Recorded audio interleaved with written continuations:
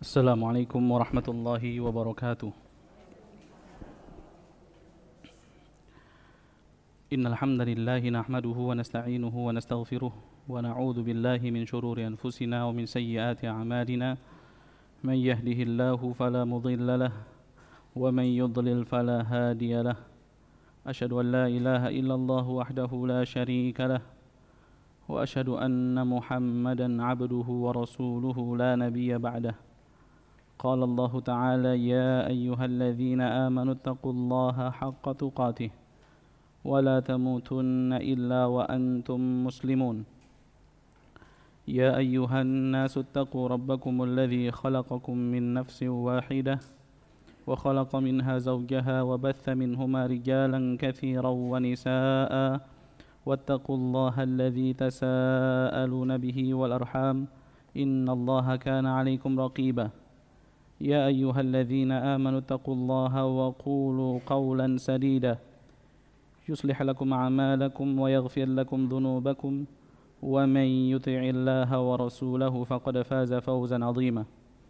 أما بعد فإن أصدق الحديث كتاب الله وخير الهدى هدى محمد صلى الله عليه وسلم وشر الأمور محدثاتها وكل محدثة بدعة وكل بدعة ضلالة وكل ضلالة في النار.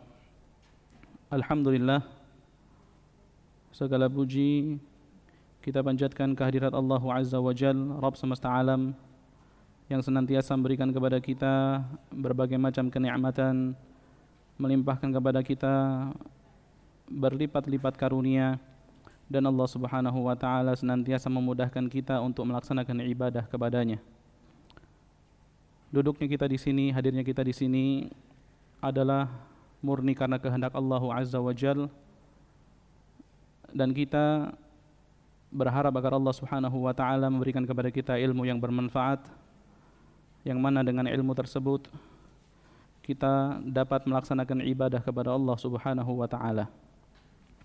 Salawat dan salam tak lupa kita curahkan kepada junjungan kita Nabi Muhammad sallallahu alaihi wasallam, manusia terbaik yang pernah menginjakkan kakinya di atas muka bumi ini, manusia yang senantiasa berkorban untuk kita selaku umatnya agar kita terselamatkan daripada azabnya Allah Subhanahu wa taala. Maka sangat pantas salawat dan salam kita curahkan kepada beliau sallallahu alaihi wasallam, dan juga kepada para kerabat beliau, para sahabat dan orang-orang yang mengikuti beliau sallallahu alaihi wasallam di dalam kebaikan. Akhwati fid din, azani wa azakumullah. Mengapa kita susah untuk menangis? Itu adalah tema yang akan kita angkat pada pertemuan kali ini,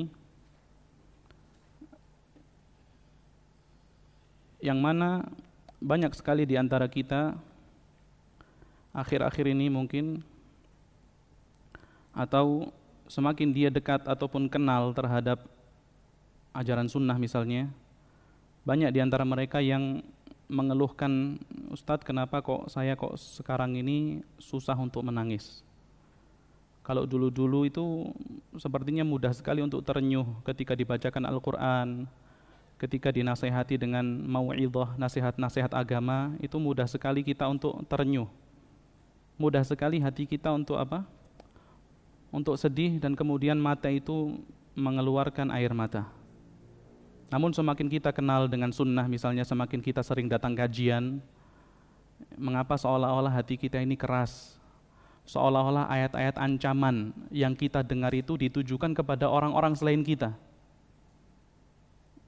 seolah-olah neraka itu beserta ancaman siksa yang ada di dalamnya itu ditujukan kepada selain kita, karena mungkin kita merasa aman, kita sudah menuntut ilmu, kita sudah berusaha untuk mengamalkan sunnah Rasulullah sallallahu alaihi wasallam. Karena memang di antara godaan syaitan, bagaimana syaitan itu membuka 99 pintu kebaikan untuk seorang hamba dengan tujuan untuk menjerumuskannya pada satu pintu keburukan. Syaitan menunjukkan 99 pintu kebaikan untuk memasukkan seorang hamba kepada satu pintu kebinasaan. Dan yang kita hadapi syaitan ini Masya Allah sangat senior ya. Bahkan permusuhannya itu sudah dari zaman dahulu. Sejak abuna, yaitu ayah kita Adam alaihissalam. Bagaimana dia itu mengikrarkan bahwasannya dia akan menyesatkan seluruh manusia. Syaitan itu bersumpah ataupun iblis itu berjanji, qala fa bi'izzatika la ughwiyannahum ajma'in. Karena kemuliaanmu ya Allah, dengan kemuliaanmu sungguh aku akan palingkan semua hamba-hambamu. Itu janji iblis yang disebutkan ataupun diucapkan di hadapan Allah Subhanahu wa taala ketika iblis diusir oleh Allah daripada surga. Jadi kenapa tema ini kita angkat? Karena ada beberapa keluhan daripada ikhwah yang mengatakan semakin kita itu kajian salaf, semakin kita itu sering datang majelis ilmu, kenapa hati kita itu seakan-akan semakin keras, susah untuk menangis. Padahal menangis karena Allah itu merupakan salah satu di antara jenis ibadah yang mendekatkan diri seorang hamba kepada Allah Subhanahu wa taala. Kalau kita lihat ibu-ibu yang dirahmati oleh Allah Subhanahu wa taala, menangis itu adalah tabiat manusia. Pasti manusia itu di antara tabiat bawaannya itu bisa menangis dan juga bisa tertawa. Kebalikan daripada menangis apa? Tertawa. Itu sifat yang memang Allah Subhanahu wa taala sertakan. Yang Allah Subhanahu wa taala memang lengkapi manusia dengan sifat tersebut, yaitu manusia itu bisa menangis dan juga manusia bisa tertawa. Makanya Allah Subhanahu wa taala katakan di dalam surah An-Najm pada ayat yang ke-43, wa annahu huwa adhaka wa abka, dan bahwasanya dialah Allah yang menjadikan orang tertawa dan menangis. Allah yang menjadikan seseorang itu tertawa dan menjadikan seseorang itu menangis. Al-Imam Al-Qurtubi rahimahullah mengatakan, ai qada asbab ad-dhahak wal buka, bahwasanya Allah Subhanahu wa taala menetapkan sebab-sebab tertawa dan sebab-sebab menangis. Tidak ada itu moro-moro orang ketawa sendiri, kalau enggak orang gila, betul enggak? Pasti orang kalau ketawa ada sebab yang menjadikan dia apa? Tertawa. Tidak ada orang tiba-tiba menangis sendiri. Kalau ada orang tertawa sendiri, menangis sendiri, pasti orang itu orang apa? Orang kurang waras. Orang banyak pikiran, stres. Allah Subhanahu wa taala yang menetapkan sebab-sebab seseorang tertawa, dan Allah juga yang menetapkan sebab-sebab seseorang menangis. Itu yang dikatakan oleh Al-Imam Al-Qurtubi rahimahullah. Adapun Atha ibn Abi Muslim rahimahullah mengatakan, makna daripada bahwasanya Allah itu menjadikan seseorang tertawa dan menjadikan seseorang menangis, yaitu apa? Yakni afraha wa ahzan, yaitu Allah Subhanahu wa taala membuat gembira dan Allah Subhanahu wa taala juga dapat membuat seseorang bersedih. Yang mana dengan kegembiraan itu seseorang tertawa, yang mana dengan kesedihan seseorang menangis. Jadi menangis dan tertawa itu adalah sifat bawaan manusia yang Allah Subhanahu wa taala berikan kepadanya. Tapi menangis itu dapat bernilai ibadah di sisi Allah, dapat menjadikan seseorang hamba mendekatkan diri kepada Allah dengan tangisan tersebut kalau dia menangis karena Allah. Ya. Jadi menangis karena Allah ini adalah ibadah. Yang asal ibadah tersebut adalah sebuah kebiasaan. Makanya Rasulullah SAW mengatakan di dalam sebuah sabdanya, innamal a'malu binniyat. Sesungguhnya amal-amal itu tergantung niat-niatnya. Ya, maka kita di sini mengetahui betapa pentingnya fungsi niat. Contoh, sebuah kebiasaan yang harus diniatkan kemudian menjadi ibadah. Contoh, ibu-ibu dari pagi bangun tidur, tidak makan apa-apa, tidak minum kopi, tidak makan roti, kemudian persiapkan anaknya sekolah. Masya Allah, ini sudah mulai offline, tatap muka. Senang nggak tatap muka ibu-ibu? Sekolah tatap muka? Senang apa enggak? Anaknya mulai sekolah tatap muka, udah mulai senang ya? Kenapa? Karena bosen Ustadz itu anak di rumah terus, sudah hampir 2 tahun di rumah terus. Seneng. Tapi saya pernah ya, ketika jemput anak sekolah, Itu ketemu satu orang bapak-bapak ngomong, ketika kita jemput anak sekolah ketika itu hujan besar. Padahal kemarin baru ngomong zen ini, sekolah mulai offline lagi, enak kita orang anak sekolah di sekolahan jadi nggak di rumah. Anak punya anak ini, ya Allah, itu pinter akalnya itu. Nanti kadang-kadang sinyalnya itu dimatiin sama dia. Bu guru apa dimatiin. Kita masuk kamar baru tahu, ini kok santai, kenapa? Ternyata sinyalnya dimatiin, wifi-nya dimatiin. Anak-anak Masya Allah, akalnya banyak. Anak senang ini kalau masuk sekolah offline gini, bisa ketemu gurunya, bisa ketemu teman-temannya. Baru 2 hari setelah dia ngomong senang anaknya masuk sekolah, hujan gede. Pas kita jemput, petir semua, hujan besar. Maka ini orang yang sama ngomong sama saya, kalau gini ajiban sekolah di rumah ya. Ya Allah, manusia gitu, berubah-ubah. Baru 2 hari ngomong enak sekolah offline, sekarang sudah ngeluh. Pengennya apa? Online. Lah masa cuaca ini harus disesuaikan dengan dengan keinginannya dia, nggak bisa. Ini anak sudah mulai sekolah online, offline. Ibu mulai, Masya Allah, yang biasanya santai, sekarang mulai setrika baju, ya kan gitu kan, persiapkan sarapan, persiapkan bekal, betul nggak? Tambah lagi suaminya sudah work from home, kerja dari rumah, sudah mulai kerja di kantor, siapin bajunya, suaminya, kopinya, semua. Nggak sempat makan, ibu-ibu ngurusin suaminya, ngurusin anaknya, sampai anak berangkat sekolah, ngerapiin piring-piring semua, cuci piring, semua, masuk-masukan semua, nyapu-nyapu semua, sampai jam 11, mau makan juga nggak sempat, ada yang harus dikerjakan, habis zuhur. Ya Allah, ini harus kajian ke Al-Fatah nih, nanti gampang makan, bismillah, berangkat ke masjid, kajian. Pulang asar,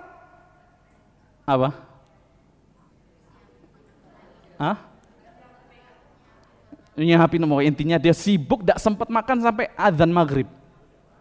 Ada gak kayak gitu? Mustahil lah, mungkin ada. Tapi kalaulah ada wanita yang seperti ini, dia tidak makan mulai bangun tidur sampai azan maghrib, tapi kalau perbuatannya itu tidak diniatkan ibadah, apakah perbuatan itu bisa menghasilkan pahala? Ataukah dapat dianggap sebagai dia puasa? Tidak bisa. Harus diniatkan untuk melaksanakan puasa dari azan subuh, azan kedua ya, sampai azan maghrib. Maka inilah kita katakan bahwasanya niat itu memiliki peranan penting di dalam amal kegiatan seseorang sehari-harinya. Ya. Maka menangis juga seperti itu. Seseorang bisa menangis, seseorang bisa tertawa, tapi tangisan yang dapat menghadirkan pahala adalah tangisan seseorang dikarenakan sebab-sebab karena Allah Subhanahu wa taala. Ya. Makanya Ibnul Mubarak rahimahullah mengatakan rubba amalin saghirin tu'azzimuhun niyah wa rubba amalin kabirin tusaghiruhun niyah. Bisa jadi amalan kecil itu dijadikan besar pahalanya karena niatnya. Dan sebaliknya bisa jadi amalan besar itu kecil nilainya di sisi Allah juga disebabkan oleh niatnya. Maka niat ini sangat penting, harus kita pelajari. Sampai Sufyan Ats-Tsauri rahimahullah berkata, ma'alajtu syai'an ashaddu alayya min niyati. Tidaklah aku berusaha untuk mengobati sesuatu yang lebih berat daripada meluruskan niatku. Li'annaha tataqallabu alayya. Karena yang namanya niat itu sering berbolak-balik. Seperti antum sekarang nih, Masya Allah, ini amalan yang istimewa ini. Antum datang majelis ilmu siang bolong, ya. Yang biasanya kalau jam segini di rumah itu paling nyaman, betul enggak? Menggunakan pakaian surga, definisinya apapun itu, santai, sambil nyemil, sambil makan, atau mungkin yang lain sambil dibarengin nonton televisi lah. Ya, tapi subhanallah antum merelakan kenikmatan-kenikmatan tersebut untuk datang ke majelis ilmu, ini adalah sebuah amalan yang besar. Tapi syaratnya apa? Harus dengan niat yang benar. Makanya Imam Ahmad rahimahullah mengatakan, talabul ilmi la ya'diluhu syai'. Menuntut ilmu itu tidak dapat ditandingi oleh sesuatu apapun liman sahhatin niyah. Tapi bagi siapa yang niatnya itu benar. Menuntut ilmu itu harus dengan niat yang benar. Berarti niat itu dapat mempengaruhi hasil ya Ibu ya. Niat itu dapat mempengaruhi hasil. Rasulullah SAW mengatakan, "Ma min qaumin ijtama'u yadhkurunallaha la yuriduna bidzalika illa wajhah." Tidaklah satu kaum berkumpul mengingat Allah, tidak menginginkan sesuatu apapun kecuali wajah Allah ataupun keridhaan Allah, illa nadahum munadin minas sama, kecuali akan ada penyeru dari langit yang mengatakan, anqumu maghfuran lakum qad buddilat sayyi'atukum hasanat, yang mengatakan bangkitlah dalam keadaan dosa-dosa kalian diampuni, keburukan-keburukan kalian telah diganti dengan kebaikan. Tuh. Jadi datang majelis ilmu dengan niat yang benar itu, maka dosa-dosa kita akan diampuni, bahkan dosa-dosa itu akan digantikan dengan kebaikan-kebaikan dan Allah Subhanahu wa taala berikan kepada kita. Al-Imam Ahmad rahimahullah mengatakan, "Thalabul ilmi afdhalul a'mali liman shahhat niyatuhu." Menuntut ilmu itu adalah sebaik-baik amalan bagi siapa yang niatnya benar. Apa yang dimaksud dengan niatnya benar? Yaitu apa? Yanwi yatawadhu', yaitu seseorang berniat agar menjadi tawadhu'. Nuntut ilmu niatnya apa? Harus tetap menjadi orang yang tawadhu'. Karena seseorang sangat mungkin sombong dengan ilmunya. Seseorang sangat mungkin sombong dengan ilmunya. Yang pertama itu, yang kedua apa? Wa yanfi anhul jahl, dan menghilangkan kebodohan atas dirinya. Ya, ini penting sekali saya sampaikan karena ibu-ibu alhamdulillah sudah dengan penuh kesadaran datang ke tempat ini dengan usaha yang tidak mudah saya rasa untuk menuntut ilmu, maka sangat diharapkan kita memasang niat yang baik, niat yang benar agar Allah Subhanahu wa taala memberikan pahala yang berlimpah kepada kita. Kembali kepada pembahasan kita. Akhwati fiddin azani wa azakumullah. Karena menangis ini merupakan tabiat, ya kita sudah sepakat ya, menangis itu merupakan tabiat. Maka ketika seseorang menangis, tentunya menangis yang dikarenakan sebab. Ketika seseorang menangis, orang tersebut tidaklah tercela. Oke, saya ulangi. Karena menangis itu adalah tabiat yang Allah Subhanahu wa taala berikan kepada seorang hamba, maka ketika seorang hamba menangis, tidaklah seorang hamba itu tercela di mata Allah Subhanahu wa taala. Jadi kalau seorang sedih kemudian menangis mungkin karena ditinggal orang yang ia cintai, ditinggal mati ya oleh orang tuanya misalnya, oleh suaminya atau oleh anaknya, maka itu wajar saja ketika seseorang menangis dan tidak tercela. Asal nangisnya itu nangis yang wajar. Bukan kemudian nangisnya itu yang paduan suara. Ada itu nangis paduan suara, kumpulin orang yang banyak di rumahnya kemudian nangis bareng-bareng. Nanti akan kita jelaskan itu ternyata diantara termasuk jenis-jenis menangis. Yaitu bukaul mustajar, yaitu menangisnya orang yang disewa. Kalau zaman dahulu orang jahiliyah itu ketika orang meninggal, orang besar, pemimpin kabilah mereka meninggal, maka mereka menyewa beberapa orang untuk datang ke rumahnya untuk nangis. Agar apa? Agar orang ini terkenal ketika meninggal yang nangisin banyak. Ini menangis yang dilarang. Tapi kalau menangis yang wajar-wajar saja diperbolehkan. Rasulullah SAW bersabda, "Innallaha la yu'adzabu bidam'il 'ain wala bihuznil qalb walakin yu'adzibu bihadza wa asyara ila lisanihi aw yarham." Sesungguhnya Allah tidak mengadab seseorang karena disebabkan tangisan atau perasaan sedih. Sedih wajar, nangis wajar. Tapi kalau nangis dan sedih yang masih dalam batas kewajaran itu tidak akan diazab oleh Allah Subhanahu wa taala. Akan tetapi Allah Subhanahu wa taala mengazab karena disebabkan oleh ini, kata Rasulullah. Oleh apa? Ini, sambil beliau wa asyara ila lisanih, sambil Rasulullah itu menunjuk kepada lisannya. Au yarham, atau Allah memaafkan juga bisa. Maknanya apa? Seorang akan dihisab ketika lisannya itu bersedih, ketika bersedih lisannya itu mengucapkan sesuatu yang tidak diridhoi oleh Allah Subhanahu wa taala. Adapun mata yang menangis, hati yang sedih itu tidak akan dihisab. Tapi lisan yang mengucapkan perkara-perkara yang mengandung kemurkaan Allah itu yang akan dihisab. Banyak orang nangis kemudian sabar, ngakunya sabar tapi tetap masih ngeluh, betul enggak Bu? Aku sabar kok, enggak apa-apa wes, ini suamiku meninggal enggak apa-apa, semoga dia tenang. Tapi gimana anak-anak masih kecil? Ada gimananya ini yang ya, ini gimananya yang akan dihisab oleh Allah Subhanahu wa taala. Makanya kalau kita mau sabar Bu, di dalam Al-Quran itu dijelaskan, diajarkan kalau mau sabar itu sabar yang indah, sabrun jamil. Sabrun jamil, sering kan dengar dalam Al-Quran, fasabrun jamil, sabar yang indah. Para ulama mengatakan yaitu, apa dimaksud sabar yang indah? Adalah as-sabru bila syakwa, yaitu sabar tanpa mengeluh. Sabar tanpa seseorang apa?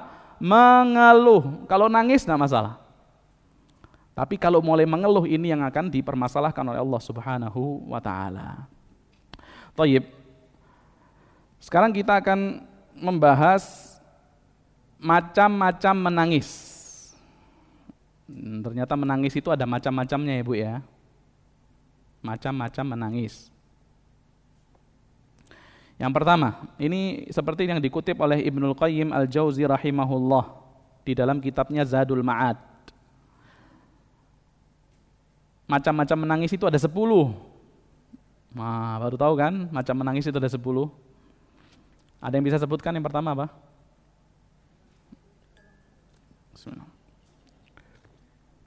Apa Bu? Yang pertama, bukaul khaufi wal khasyah, yaitu tangisan karena rasa takut dan khawatir. Tangisan karena rasa takut dan khawatir. Jadi seseorang takut kepada Allah, khawatir akan siksanya Allah, kemudian dia menangis, ini yang dinamakan bukaul khaufi wal khasyah. Yaitu tangisan disebabkan karena rasa takut dan khawatir. Pernah suatu ketika Abdullah bin Mas'ud radhiyallahu anhu datang kepada Rasulullah sallallahu alaihi wasallam. Kemudian beliau mengatakan, qala lin nabiyyu sallallahu alaihi wasallam, berkata kepadaku Nabi Muhammad sallallahu alaihi wasallam, iqra alayyal Qur'an. Bacakanlah kepadaku Al-Qur'an, kata Rasulullah. Faqultu, maka Abdullah bin Mas'ud mengatakan, ya Rasulullah, aqra alaika wa alaika unzil. Apakah mungkin aku membacakan Qur'an ke atasmu sedangkan Al-Qur'an itu diturunkan kepada Anda? Maka Rasulullah sallallahu alaihi wasallam mengatakan, inni uhibbu an asma'ahu min ghairi. Aku ingin mendengar bacaan Al-Qur'an daripada selain diriku. Jadi penting Bu kita untuk mendengar bacaan Al-Qur'an daripada selain diri kita. Terlebih lagi kalau kita menyadari bahwasanya bacaan kita itu belepotan ya. Maka lebih penting lagi kita mendengar bacaan Al-Qur'an daripada selain kita. Meskipun kita juga harus membaca, tapi penting sekali seseorang untuk mendengar bacaan Al-Quran daripada selain dia. Kapan bisa didengar? Ya ketika melaksanakan sholat misalnya. Ya, misalnya kalau sholat taraweh, Masya Allah, banyak imam-imam yang bahkan Masjid Al-Fatah juga mengadakan sholat taraweh mulai jam 8 sampai jam 9:15 itu bacaannya panjang. Kurang sejuz lah. Sanggup enggak kurang sejuz? Berapa Ustaz kurang sejuz? 2 lembar. 2 lembar kan juga kurang sejuz. Enggak. Kurang sejuz yang dibaca dalam satu kali sholat. Satu kali sholat taraweh. Itu kesempatan kita untuk mendengar bacaan Al-Quran daripada selain kita. Ustaz kalau dengerin dari YouTube gimana Ustaz? Biasanya kalau dengar YouTube itu kita itu enggak khusyuk. Kemudian ketika mendengar itu tidak mentadaburinya. Kemudian membarengi ketika mendengar itu dengan melaksanakan kegiatan-kegiatan yang lain gitu ya. Tapi kalau kita datang ke masjid untuk melaksanakan sholat, maka itu insya Allah kita akan lebih lebih diharapkan untuk khusyuk.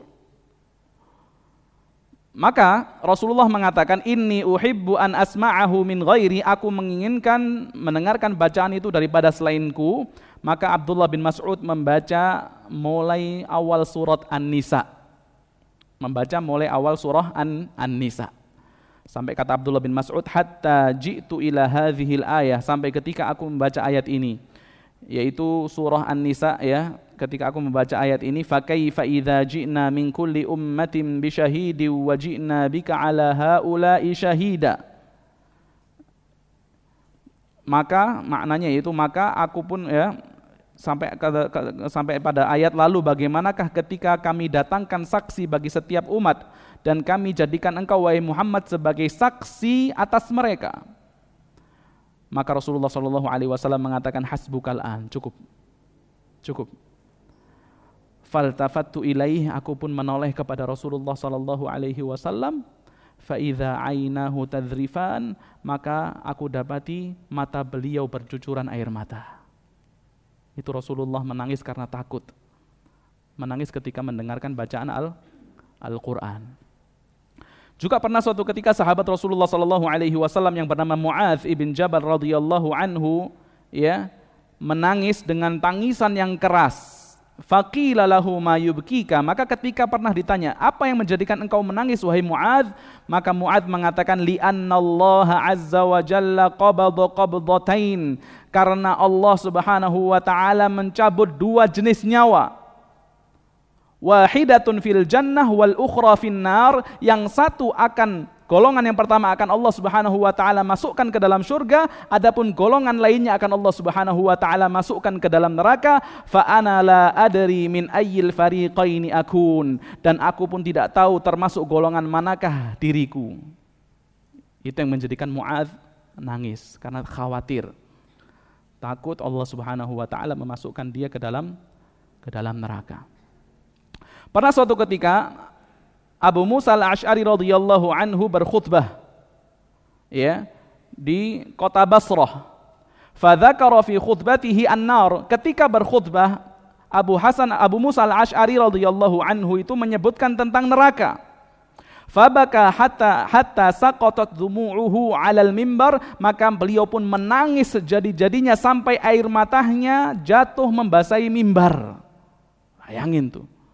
Air mata membasahi mimbar. Mimbar itu tahu ya, mimbar buat khutbah itu sampai terkena air mata itu basah. Kita pernah nggak sejadah tempat kita sholat itu basah? Atau mungkin mukena yang kita gunakan untuk sholat itu kita gunakan untuk mengelap air mata kita.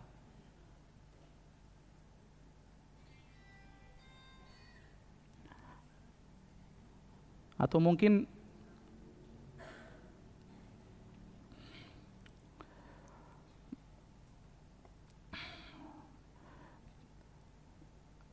jenggot kita atau mungkin pakaian kita itu basah ya, terkena air mata kita.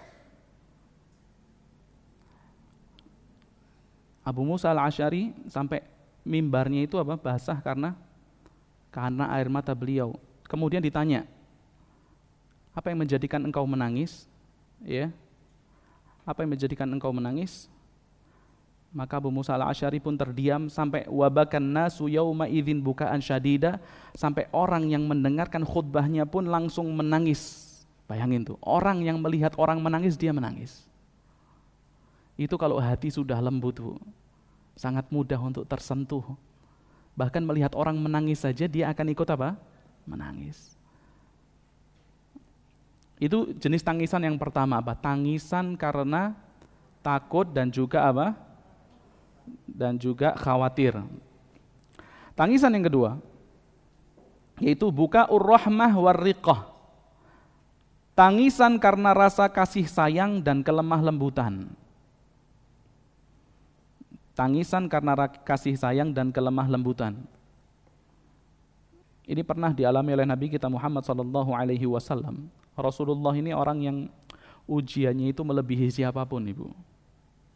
Mungkin kalau sebagian di antara kita ada yang Allah uji meninggal suaminya, meninggal pasangannya, ada yang Allah uji yang lain meninggal orang tuanya, ada yang lain Allah Subhanahu wa taala uji anaknya diceraikan, mungkin anak perempuannya diceraikan, ada yang Allah Subhanahu wa taala uji anaknya diwafatkan oleh Allah Subhanahu wa taala, tapi itu orang-orang yang berbeda.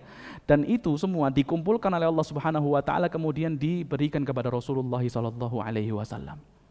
Rasul itu orang tuanya meninggal ketika beliau masih kecil. Bahkan ayahnya meninggal sebelum beliau dilahirkan. Ibunya meninggal kapan? Ketika usia beliau 6 tahun. Kemudian Rasul juga pernah diuji istri beliau meninggal. Khadijah.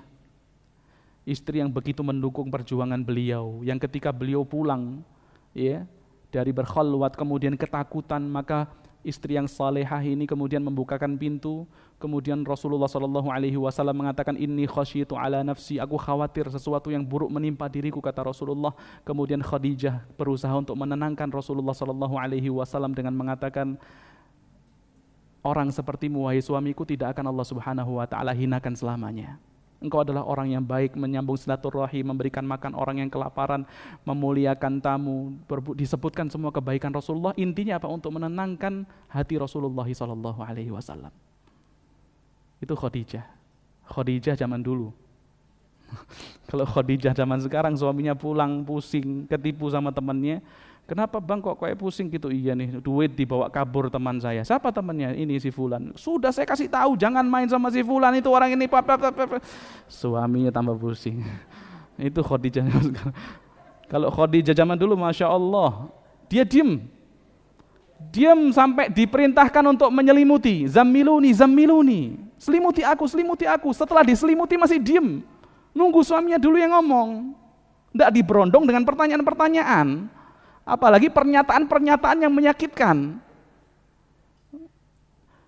Kemudian setelah Rasulullah ngomong, baru dijawab sama Khadijah jawaban yang kemudian menenangkan Rasulullah. Tidak cukup sampai di situ.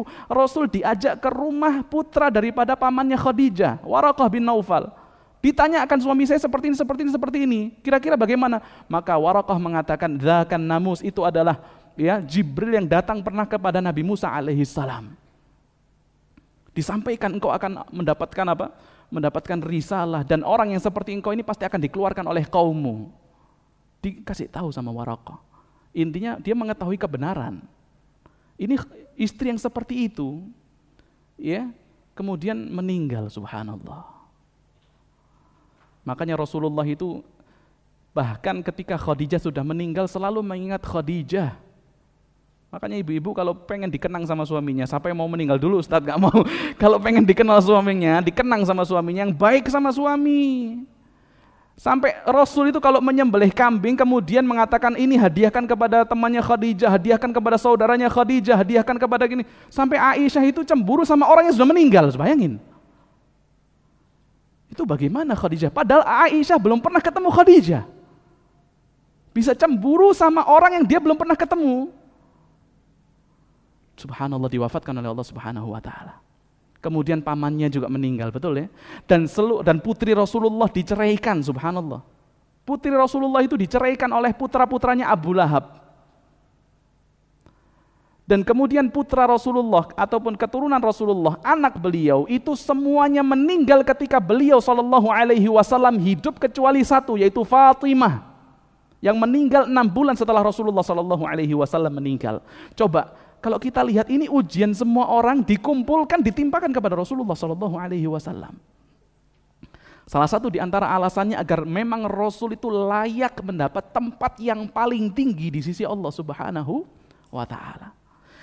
Ketika putra beliau yang bernama Ibrahim meninggal, maka Abdurrahman ibnu Auf melihat bahwasanya Rasulullah sallallahu alaihi wasallam itu nangis.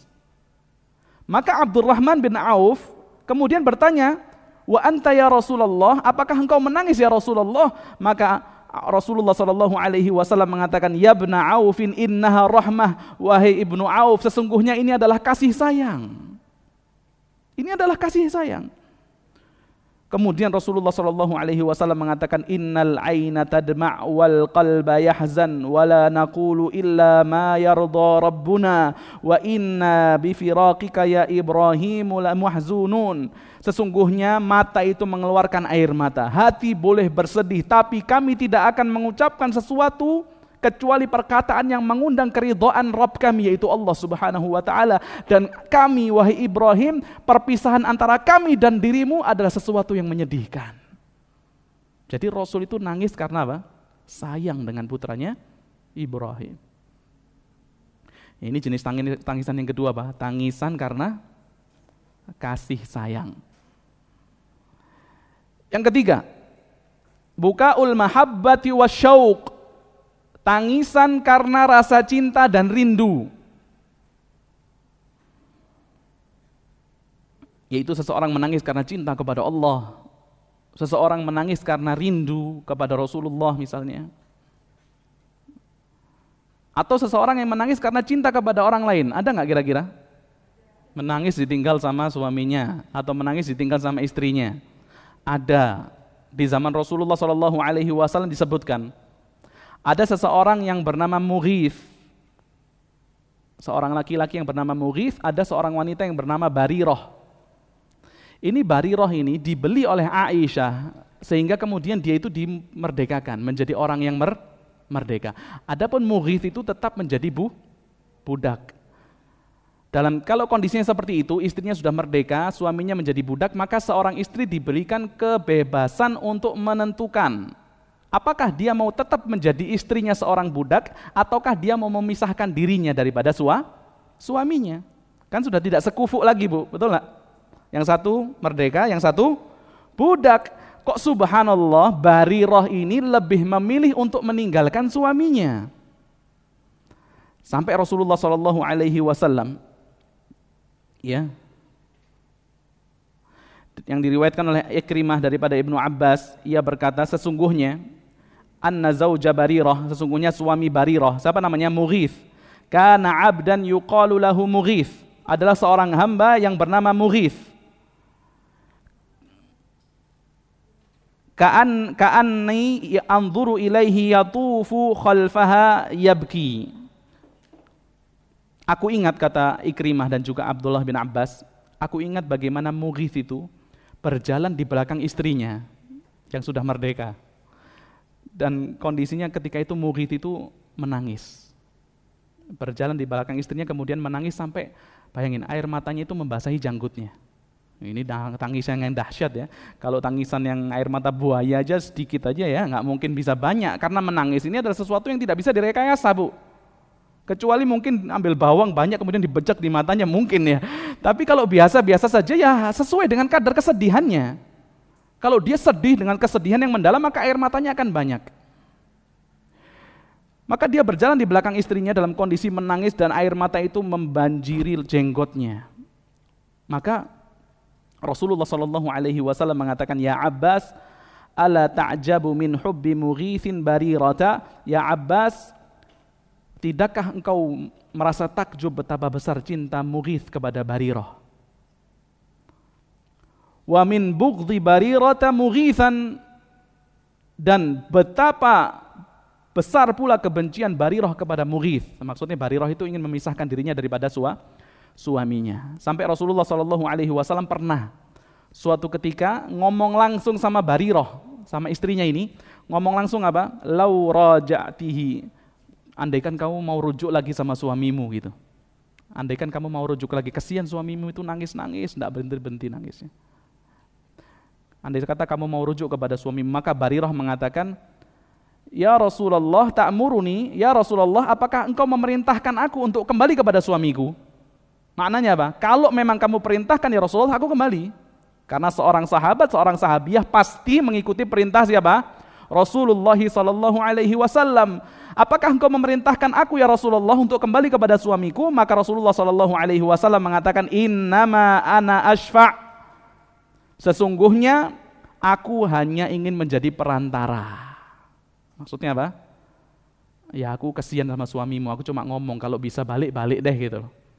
Maka Barirah mengatakan, la hajata li fih, ya Rasulullah, aku tidak lagi berhajat kepadanya, tetap pisah akhirnya.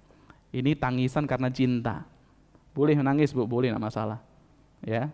Tapi jangan sampai kemudian nangisnya itu sampai melupakan seseorang daripada Allah Subhanahu wa taala, apalagi melebihi cinta dia kepada Allah Subhanahu wa taala. Itu jenis tangisan yang keberapa?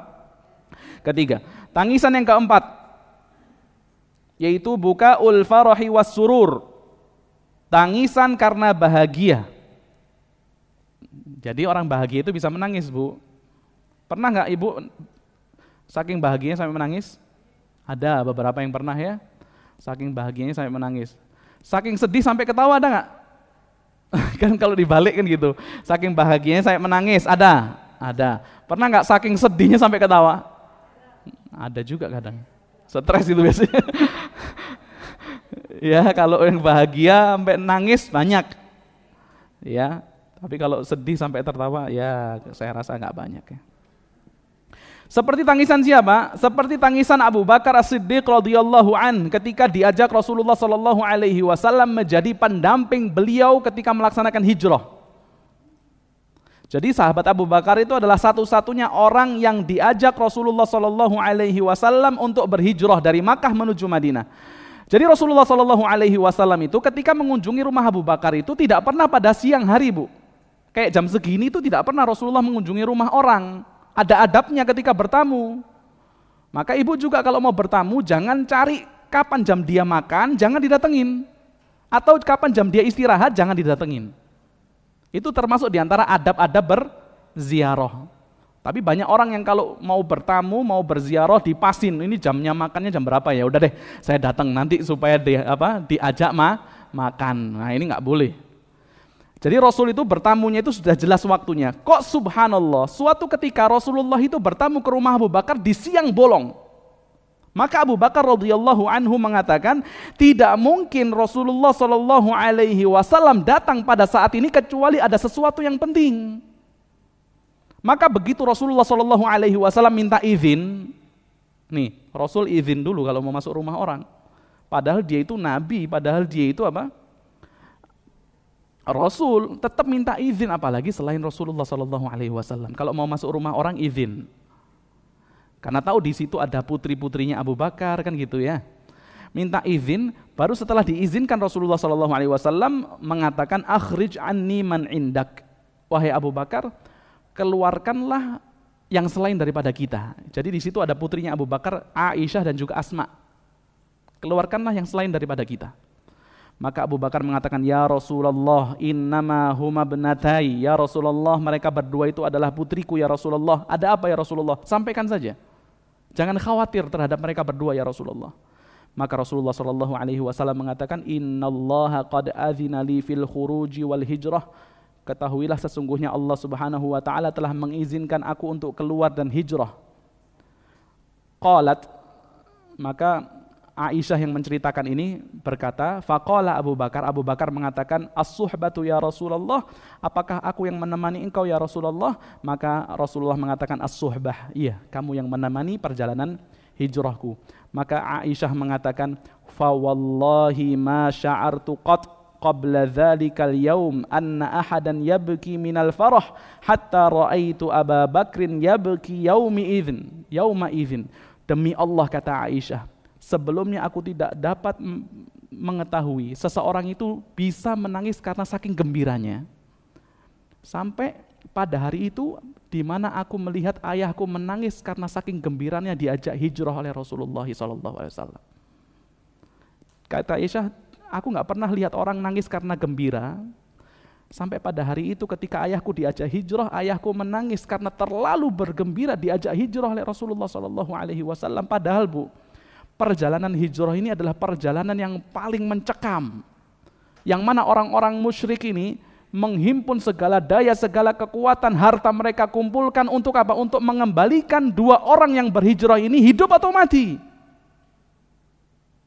Ini perjalanan yang paling beresiko. Abu Bakar diajak untuk perjalanan seperti ini, nangis. Saking senangnya, subhanallah. Ini bukan ke dunia fantasi, bukan ke Dufan, bukan ke Bali. Ini perjalanan bukan senang-senang ini. Ini perjalanan yang sangat berbahaya. Yaitu perjalanan hijrahnya Rasulullah SAW. Jadi menangis karena gembira itu juga pernah dilakukan oleh sahabat Abu Bakar.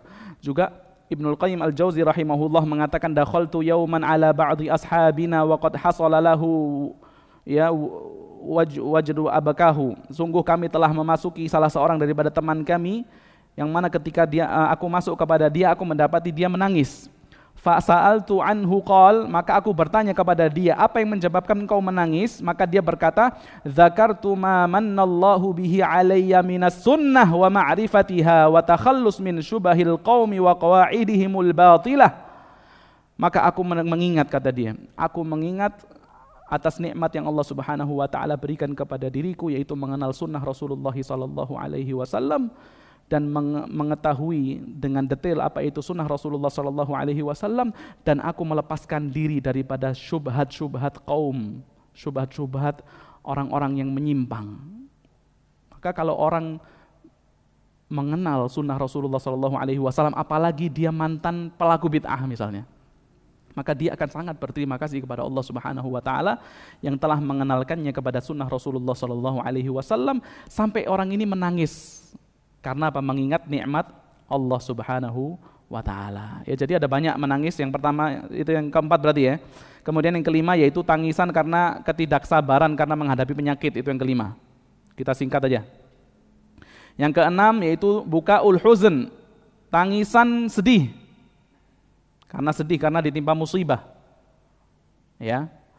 Yang ketujuh, ayo waktunya jam 2 nih soalnya.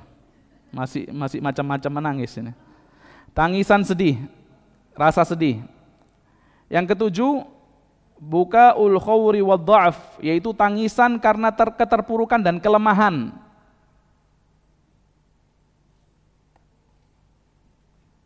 Tangisan karena keterpurukan dan kelemahan ini juga pernah dilakukan oleh sahabat-sahabat Rasulullah dari kalangan fuqara, yaitu orang-orang miskin, yang mereka tidak dapat ikut menghadiri peperangan Rasulullah disebabkan tidak memiliki bekal. Jadi Rasulullah ingin melaksanakan peperangan, satu peperangan yaitu perang Tabuk, ya. Maka Rasul mensyaratkan orang yang bisa ikut perang Tabuk adalah orang yang memiliki bekal, karena betapa jauhnya perjalanan yang ditempuh untuk melaksanakan perang Tabuk. Jarak antara kota Madinah dan Tabuk itu sekitar kurang lebih 700 kilo, Bu. 700 kilo. Itu jalan kaki atau naik kendaraan, naik onta, naik kuda. Maka disyaratkan orang yang mau ikut perang Tabuk harus memiliki bekal. Tapi ada beberapa sahabat yang ingin ikut perang tapi dia tidak punya bekal. Ya. Sampai Allah Subhanahu wa taala katakan wala 'alal ladzina idza ma atau kalitahmilahum qulta la ajidu ma ahmilukum alaihi tawallaw wa a'yunuhum tafidhu minad dam'i hazanan alla yajidu ma yunfiqun. Dan tidak termasuk dosa yaitu orang-orang yang datang kepadamu wahai Muhammad agar engkau membawa mereka. Membawa ke mana, Bu? Ke medan peperangan. Yang mereka datang kepadamu agar engkau membawa mereka. Qul la ajidu ma ahmilukum alaih. Kemudian engkau katakan kepada mereka bahwasanya aku tidak dapat sesuatu yang bisa menjadikan aku membawa engkau ke medan perang. Maksudnya apa? Bekal kita juga menipis. Bekal kita juga apa? Sangat-sangat sedikit. Jadi maaf, kamu tidak bisa berangkat perang. Maka Allah katakan tawallaw wa a'yunuhum tafidhu minad dam'i hazana. Mereka itu berpaling, ditolak untuk perang ini, Bu. Berpaling, kemudian air mata itu keluar daripada mata mereka dan mereka pun sedih. Alla yajidu ma yunfiqun, karena mereka tidak mendapati sesuatu yang mereka dapat nafkahkan untuk ikut berangkat bersama Rasulullah SAW ke medan perang. Itu sahabat yang benar seperti itu. Kalau orang-orang munafik justru cari-cari alasan supaya tidak ikut berangkat perang. Jadi mereka menangis karena apa? Karena kelemahan mereka. Kok saya nggak punya harta untuk diberikan, untuk diwakafkan, untuk disumbangkan, untuk bisa ikut perang. Maka mereka itu sedih dan kemudian air mata itu keluar daripada mata mereka. Yang ke-8 berarti sekarang ya. Tangisan buka nifaq ya, tangisan karena kemunafikan. Orang munafik itu. Pura-pura nangis padahal hati mereka itu keras. Ya, ini tangisan kemunafikan. Yang ke-9 yaitu al-bukaul musta'ar wal musta'jar alaih, yaitu tangisan sewaan dan bayaran. Ini yang saya katakan di awal tadi, tangisan sewaan dan bayaran. Kalau orang zaman dulu itu nyewa orang supaya datang ke rumahnya supaya nangisin mayatnya. Ini tangisan apa? Tangisan sewaan dan bayaran. Tangisan dusta, betul enggak ya? Seperti yang dilakukan oleh saudara-saudara Nabi Yusuf alaihi salam ketika mereka mendatangi ayahnya. Allah katakan waja'u abahum 'isha'an yabkun. Mereka mendatangi ayahnya di waktu Isya dalam kondisi menangis. Mereka mengatakan apa? Saudara kita Yusuf dimakan serigala. Kenapa kok datangnya Isya? Kenapa nggak datangnya Asar? Kenapa Isya? Ada beberapa alasan. Yang pertama, agar menampakkan pada Nabiullah Ya'qub alaihi salam bahwasanya mereka itu sudah berusaha untuk mencari saudaranya yaitu Yusuf. Sudah berusaha. Kalau pulang asar kan tidak berusaha. Yang kedua, kenapa kok pulang Isya? Agar untuk menutupi kedustaan mereka. Karena mereka itu nangisnya nangis apa sih tadi? Nangis dusta, betul enggak? Orang kalau nangis dusta itu kadang tidak bisa maksimal aktingnya. Makanya mereka memilih waktu yang gelap, yang tidak ada cahaya, kemudian mereka menghadap ayahnya mengatakan saudara kita Yusuf dimakan serigala, pura-pura nangis. Maka yang diandalkan mereka itu cuma suara saja. Jadi mereka itu khawatir kalau datang ketika asar, ini masuk nangis saudaranya meninggal nangisnya cuma seperti ini, mereka ketahuan gitu ya. Jadi mereka itu milih waktu Isya karena supaya seperti itu, supaya tidak ketahuan. Padahal juga ketahuan oleh Nabi Yakub alaihissalam. Nabiullah Yakub tahu kalau dia itu sedang didustai sama anak-anaknya. Alasannya apa? Yaitu mereka mengatakan Yusuf dimakan serigala.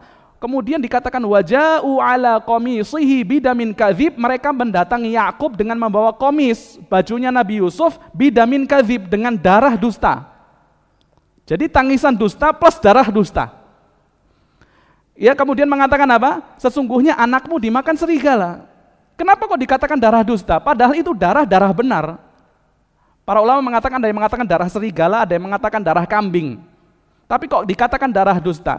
Kenapa para ulama mengatakan li'anna thiyaba lam yakun mukharraqan, karena baju yang dihadirkan di hadapan Nabi Yakub ini baju yang tidak koyak sedikit pun, cuma dia dikasih darah. Mana ada serigala makan orang, bajunya dibuka dulu, kemudian dikerokotin orangnya, habis itu kasih baju lagi, tidak ada. Berarti Nabiullah Yakub tahu apa? Pasti dusta, tidak ada serigala memangsa orang kecuali dia juga akan merobek-robek bajunya. Jadi Nabi Yakub itu tahu kalau dia itu didustai oleh anaknya. Tapi dia kemudian berusaha menyembunyikan kemarahan dia. Ya. Jadi itu yang dinamakan bukaul kadzib, al-bukaul kadzib, ya. Nangis yang berdusta, tangisan dusta. Kemudian yang ke-10 itu tadi, menangis karena ikut orang menangis. Menangis karena mengikuti orang menangis.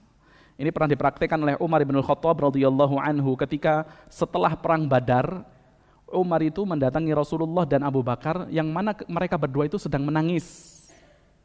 Ibu, mereka berdua sedang menangis, kemudian Umar itu bertanya, apa yang menjadikan kalian menangis? Apa yang menjadikan kalian menangis? Ya, kalau aku bisa menangis, aku akan menangis. Tapi kalau aku tidak bisa menangis, aku akan menangis karena sebab tangisan kalian berdua. Itu yang diucapkan oleh Umar radhiyallahu anhu. Jadi dia kalau lihat sahabatnya nangis, dia juga pengen nangis.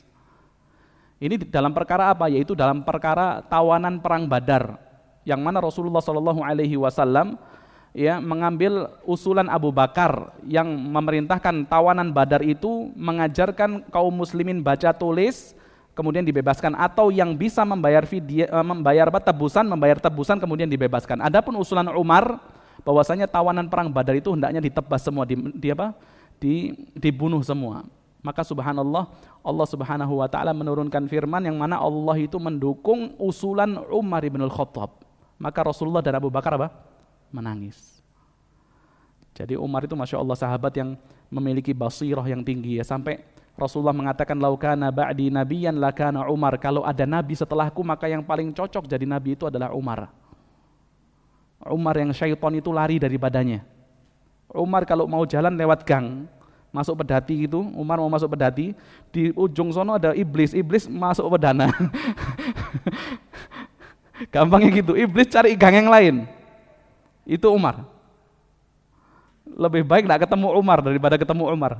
Umar yang dia mengatakan wafaqtu rabbi fi thalas, aku sepakat dengan Allah, dengan Rabbku dalam 3 perkara. Yang pertama yaitu ayat hijab untuk istri-istri Rasulullah SAW. Yang kedua yaitu menjadikan makam Ibrahim sebagai tempat sholat. Yang ketiga yaitu pada peristiwa tawanan perang Badar. Umar radhiyallahu anhu. Sudah seperti itu, ya. Umar itu kalau mau dilihat, bagaimana sosok Umar itu, sebengis itu, iblis takut sama dia. Tapi Umar ketika melaksanakan sholat itu, para sahabat mengatakan seperti di dadanya Umar itu ada tungku yang isinya itu air yang dipanaskan, yang bergejolak itu. Dadanya Umar. Sedih, nangis dia kalau sholat. Sampai dikatakan di pipinya Umar itu ada Ada garis hitam, 2 garis hitam. Itu di pipinya ada 2 garis hitam, bekas linangan air mata, tiap hari ya lewat situ air matanya. Jadi nggak bisa direkayasa, nggak bisa dibuat-buat, dipikir apa, nggak pakai celak, nggak bisa itu ya. Pakai apa? Sifat nggak bisa itu. Itu bekas itu ada karena Umar tiap hari nangis. Umar yang dijamin masuk surga. Umar yang dikatakan syahid oleh Rasulullah SAW. Umar yang iblis lari daripadanya sampai Umar itu ketakutan. Habis sholat, ketika sholat nangis Umar. Sampai di pipi Umar ada 2 tanda hitam, yaitu tanda air mata, yaitu apa, tempat berlalunya air mata daripada Umar radhiyallahu anhu. Jadi itu adalah macam-macam menangis. Ada 10 seperti yang dikatakan oleh Ibnul Qayyim Al-Jauzi rahimahullah di dalam kitabnya Zadul Ma'ad. Sekarang kita akan membahas keutamaan menangis karena Allah. Keutamaan menangis karena Allah.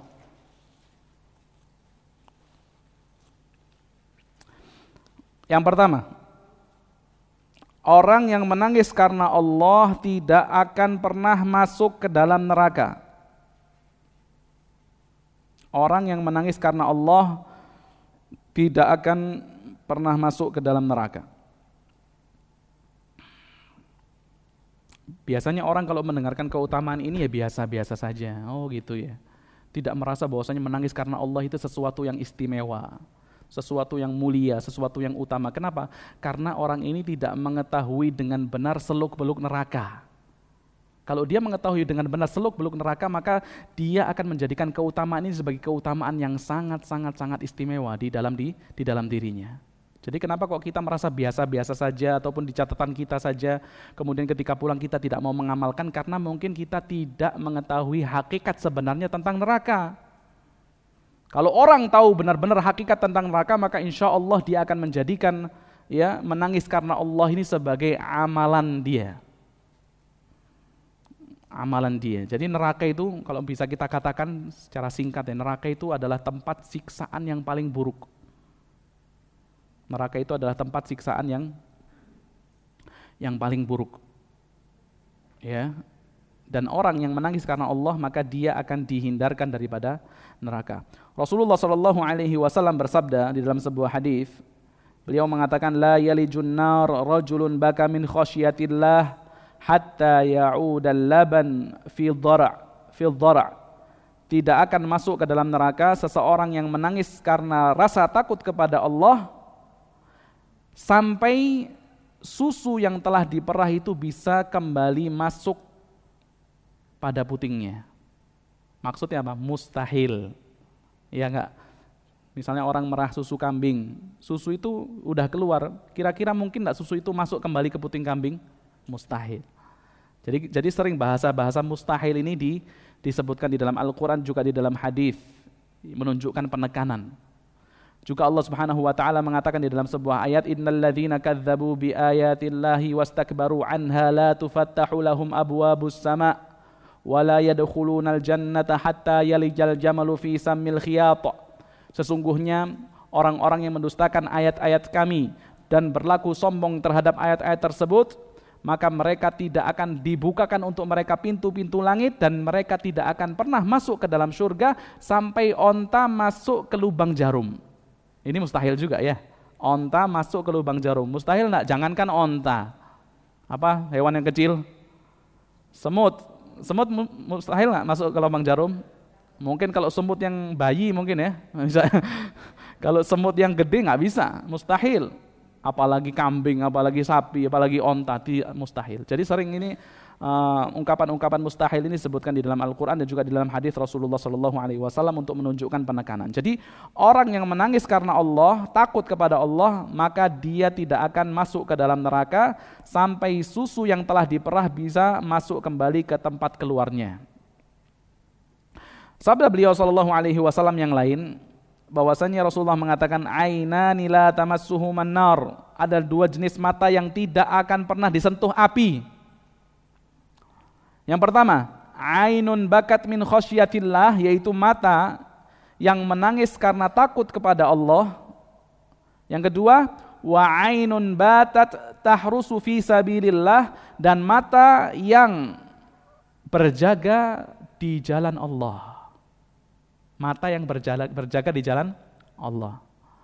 Maksudnya berjaga di perbatasan ketika seseorang berperang mungkin, ataupun menjaga perbatasan, seorang tentara, seorang prajurit ditugaskan untuk menjaga perbatasan tersebut, maka mata itu adalah mata yang mulia karena dia gunakan mata tersebut untuk mendatangkan kemaslahatan bagi kaum muslimin, yaitu mata yang berjaga di jalan Allah Subhanahu wa taala.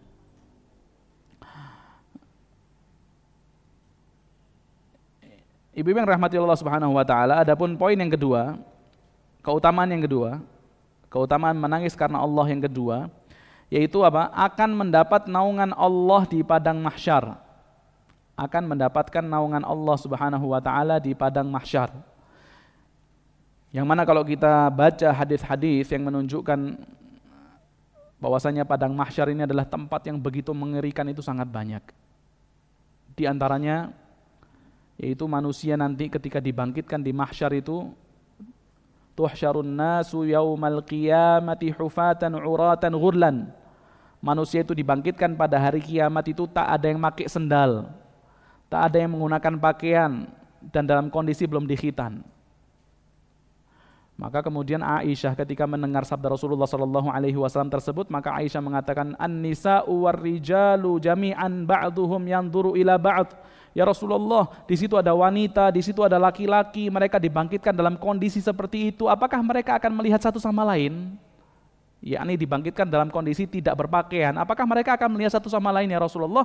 Maka Rasulullah SAW mengatakan, al-amru asyaddu min an yanzura ba'duhum ila ba'd. Ya Aisyah, sesungguhnya kondisi hari itu sangat-sangat menakutkan sehingga tidak terbesit setiap di antara mereka untuk melihat kepada yang lainnya. Jadi mahsyar ini adalah tempat yang sangat-sangat menakutkan. Bahkan mahsyar itu juga bisa menjadi siksaan bagi seseorang. Ya. Makanya dikatakan tudna syamsu yaumal qiyamati, matahari itu didekatkan pada hari kiamat.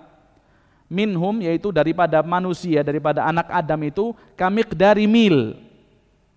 Ya, seperti apa? Jaraknya seperti 1 mil. Ada yang mengatakan mil itu ya jarak 1 mil itu, berapa kilo 1 mil itu. Ada yang mengatakan 1 mil itu adalah jarak 2 anak panah. 2 busur panah. 2 busur panah itu 1 mil. Ada pun yang mengatakan ada yang lebih kurang daripada itu. Sangat-sangat dekat ya kondisi ketika itu matahari didekatkan. Ya, sampai dikatakan ada manusia yang keringatnya itu keluar bercucuran tergantung dengan amal perbuatan mereka. Makanya ada orang yang keringatnya sedikit, ada orang yang keringatnya banyak, ada yang sampai keringatnya itu di pertengahan telinganya. Orang-orang kafir itu dikatakan keringatnya itu di pertengahan telinga mereka. Bayangin kumpul seperti itu dalam kondisi tidak berpakaian, tidak menggunakan alas kaki, belum dikhitan, keringatnya seperti itu. Ya Allah, baunya gimana bau keringat ketika itu.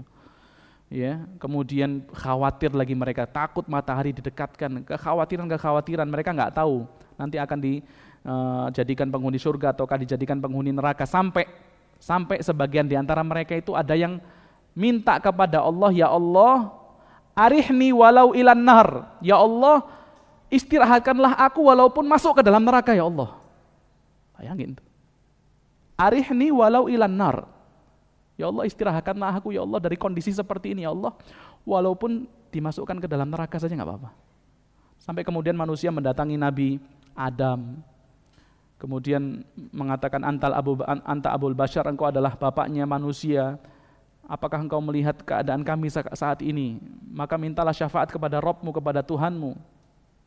Maka Adam mengatakan, sungguh Allah Subhanahu wa taala telah murka pada hari ini dengan kemurkaan yang belum pernah Allah murka seperti ini dan tidak akan pernah murka seperti ini. Kemudian mereka mendatangi Nabi Nuh, seperti itu juga nggak bisa. Mendatangi Nabi Ibrahim juga seperti itu nggak bisa. Sampai Nabi Ibrahim mengatakan, aku pernah berdusta 3 kali dusta. 3 kali dusta. Yang mana dusta ini, para ulama sepakat mengatakan ini bukan jenis dusta yang dilarang. Apa dusta Nabi Ibrahim? Di awal dulu, dusta Nabi Ibrahim yaitu ketika dia diajak untuk beribadah, ya, kepada oleh kaumnya kepada tempat peribadatan mereka, maka dia mengatakan inni sakim, saya sakit. Padahal inni sakim itu maknanya bisa saya nanti bisa sakit. Manusia namanya nggak sakit sekarang bisa bisa besok sakit, betul ya? Dia mengatakan ini sakim, itu dianggap dia berdusta. Padahal untuk menghindari melaksanakan larangan yang terbesar, yaitu apa? Berbuat syirik kepada Allah.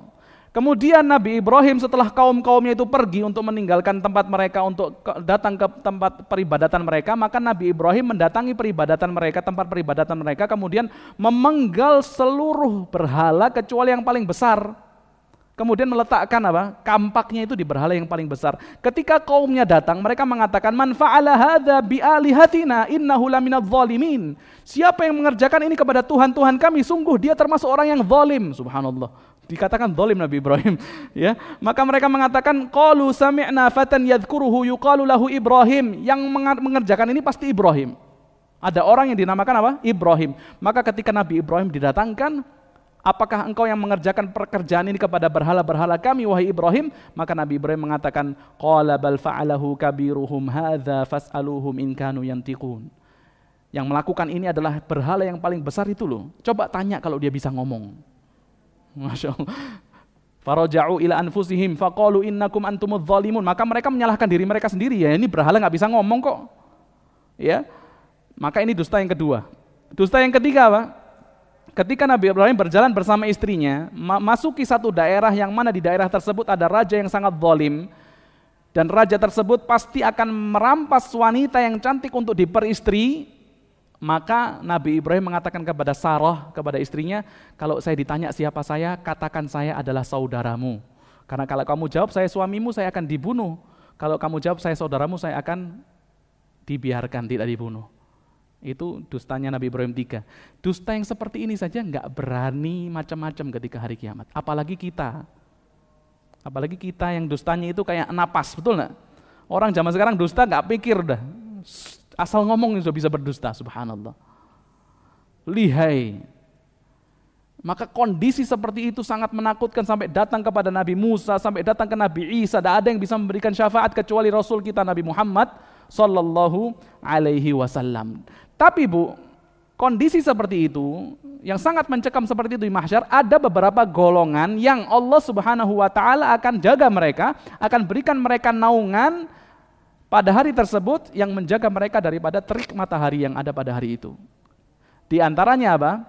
Yaitu golongan, yaitu rajulun dzakarallaha khalian fafadat ainah, yaitu seseorang yang mengingat Allah secara sendiri, kemudian berlinanglah air matanya. Jadi orang yang menangis karena Allah, yang kedua apa? Keutamaan yang kedua, maka akan mendapatkan naungan di padang mahsyar. Rajulun dzakarallaha khalian fafadat ainah, yang mengingat Allah dalam kondisi sendiri, kemudian mengalirlah air mata dari kedua pelupuk matanya. Jadi ini keutamaan juga beribadah kepada Allah secara sendiri. Ini afdol ya, seseorang melaksanakan ibadah secara sendiri. Tahajud itu kenapa kok dilaksanakan di malam hari? Bahkan tahajud dikatakan sholat yang afdol, sholat sunnah yang afdol. Kenapa? Karena sholat tersebut biasanya dilakukan secara sendiri. Tidak ada orang yang tahu.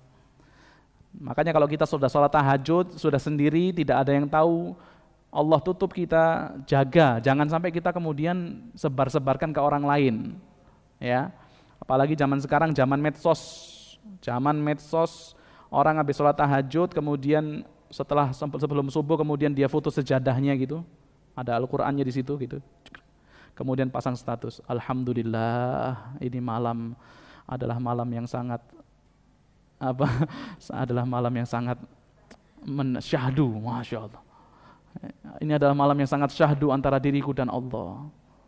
Maka orang-orang nanya, masya Allah, berapa rakaat? Alhamdulillah, 8 rakaat cukup, 1 witir. Itu dibuka sendiri. Dia sebarkan amalannya dengan tujuan agar untuk mendapat pujian dari mata manusia.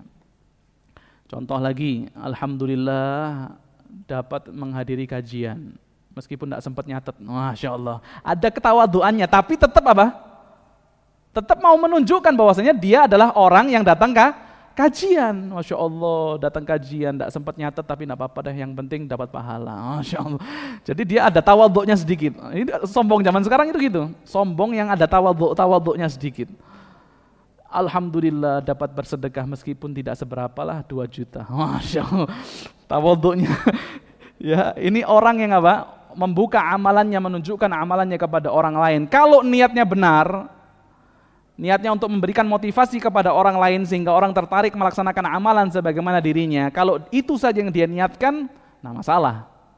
Tapi kalau niatnya sudah berusaha untuk mencari pujian, ya, agar dikatakan sebagai dermawan, maka Rasulullah SAW mengatakan justru merekalah orang yang pertama kali akan dinyalakan api neraka untuk membakar mereka. Rasulullah mengatakan apa? 3 golongan yang nanti akan dibakar pertama kali di dalam api neraka, yaitu pertama yaitu lelaki yang ustushhida, yang berperang berjihad di jalan Allah, terbunuh di medan perang. Yang kedua yaitu orang yang alim, qari'ul Quran, yang membaca Al-Quran. Yang ketiga apa? Yaitu orang yang dermawan. Tapi ketika dia laksanakan amalan tersebut, yang tadi yang meninggal di medan jihad ingin dikenang sebagai syahid. Yang qari' tadi, penghafal Al-Quran tadi, ingin dikenal sebagai alim, orang yang alim, orang yang qari'.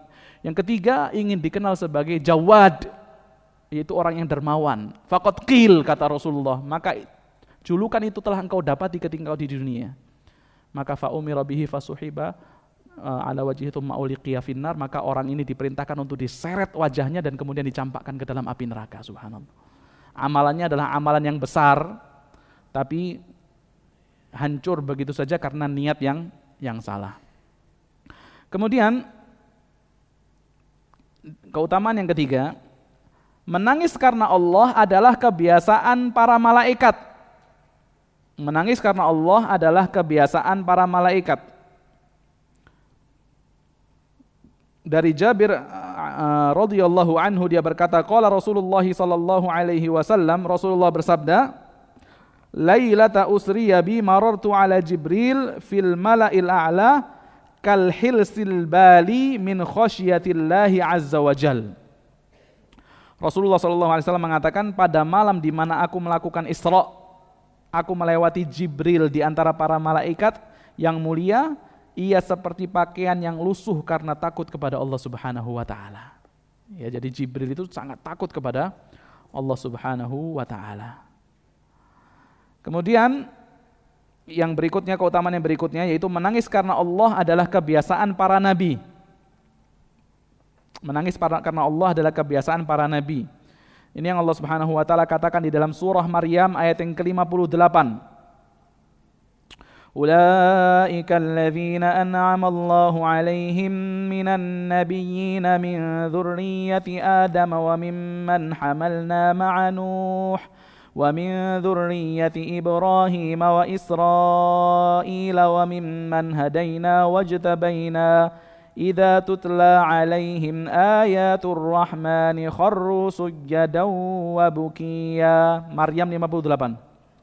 Mereka itulah adalah orang-orang yang diberi nikmat oleh Allah, yaitu dari golongan para nabi, dari keturunan Nabi Adam, dan orang-orang yang kami bawa bersama Nuh, dan dari keturunan Nabi Ibrahim dan Israel, yaitu Nabi Yakub, dan dari orang-orang yang telah kami berikan petunjuk dan telah kami pilih. Ini saksi pembahasannya, yaitu idza tutla alaihim ayatur rahmani kharru sujjadan wa bukiya. Apabila dibacakan ayat-ayat Allah yang Maha Pengasih kepada mereka, maka mereka tunduk sujud dan menangis. Kalau dikatakan Ustadz itu kan nabi, Ustadz, kita ini kan bukan nabi, Ustadz. Ya. Itu kan sahabat tadi, Ustadz. Kita kan bukan sahabat, Ustadz. Jadi susah lah untuk niru mereka, ya gitu kan.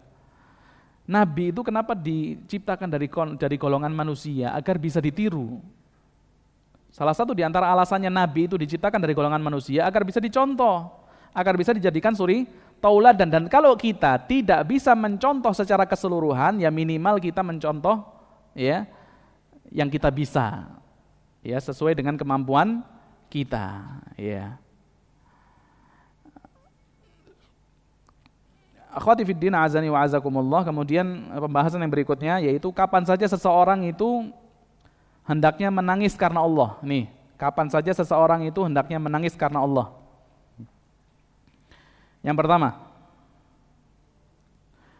Kapan seseorang hendaknya menangis karena Allah? Yang pertama yaitu ketika membaca atau dibacakan Al-Quran.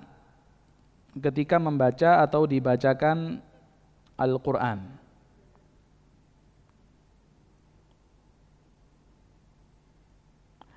Di dalam surah Al-Isra ayat 157 sampai 159 Allah berfirman, "Qul aminu bihi aw la tu'minu innal ladzina utul ilma min qablihi idza yutla 'alaihim yakhruna lil adhqani sujada wa yaquluna subhana rabbina in kana wa'du rabbina lamaf'ula wa yakhruna lil adhqani yabkuna wa yaziduhum khushu'a." Nih. Berimanlah, Al-Isra ayat berapa tadi? 157 sampai 159. 107 sampai 109.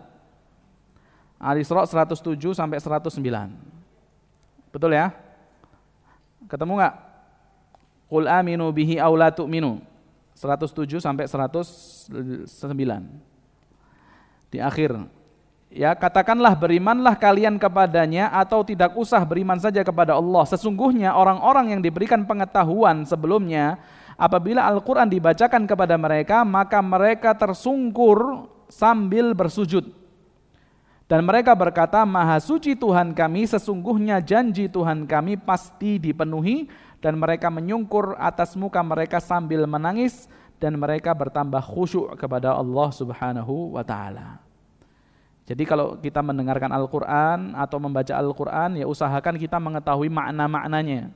Makanya penting sekali kita mempelajari tafsir, ya, mempelajari tafsir Al-Quran diharapkan agar ketika membaca Al-Quran kita mengetahui makna-makna Al-Quran tersebut dan kita dapat mentadaburi Al-Quran tersebut sehingga bisa mengeluarkan air mata. Atau ketika mendengar bacaan Al-Quran kita bisa lebih khusyuk sehingga dapat mengeluarkan air mata.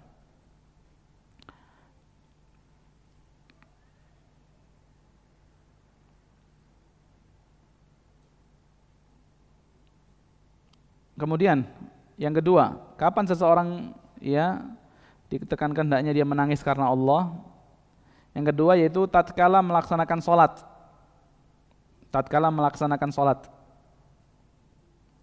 Wa an Abdullah bin Syikhir radhiyallahu anhu qala ataitu Rasulullah sallallahu alaihi wasallam wa huwa yusalli wa li jawfihi azizun ka azizil mirjali minal buka. Dari Abdullah bin Syuhair radhiyallahu anhu, dia berkata, aku mendatangi Rasulullah sallallahu alaihi wasallam sedang beliau melaksanakan salat, terlihat beliau menangis terisak-isak bagaikan air di dalam tungku yang sedang dimasak. Ya, jadi Rasulullah sallallahu alaihi wasallam itu ya menangis ketika melaksanakan salat dan juga diamalkan oleh para sahabatnya. Tapi tentulah menangis yang tidak menjadikan seseorang itu bergerak dengan tanpa sesuatu yang diperlukan. Karena itu dapat membatalkan salat. Tapi kalau sekedar mengusap air mata saja, maka itu masih diperbolehkan. Ya, enggak masalah. Yang berikutnya, kapan tatkala seseorang itu ditekankan untuk menangis karena Allah, yaitu tatkala bertaubat.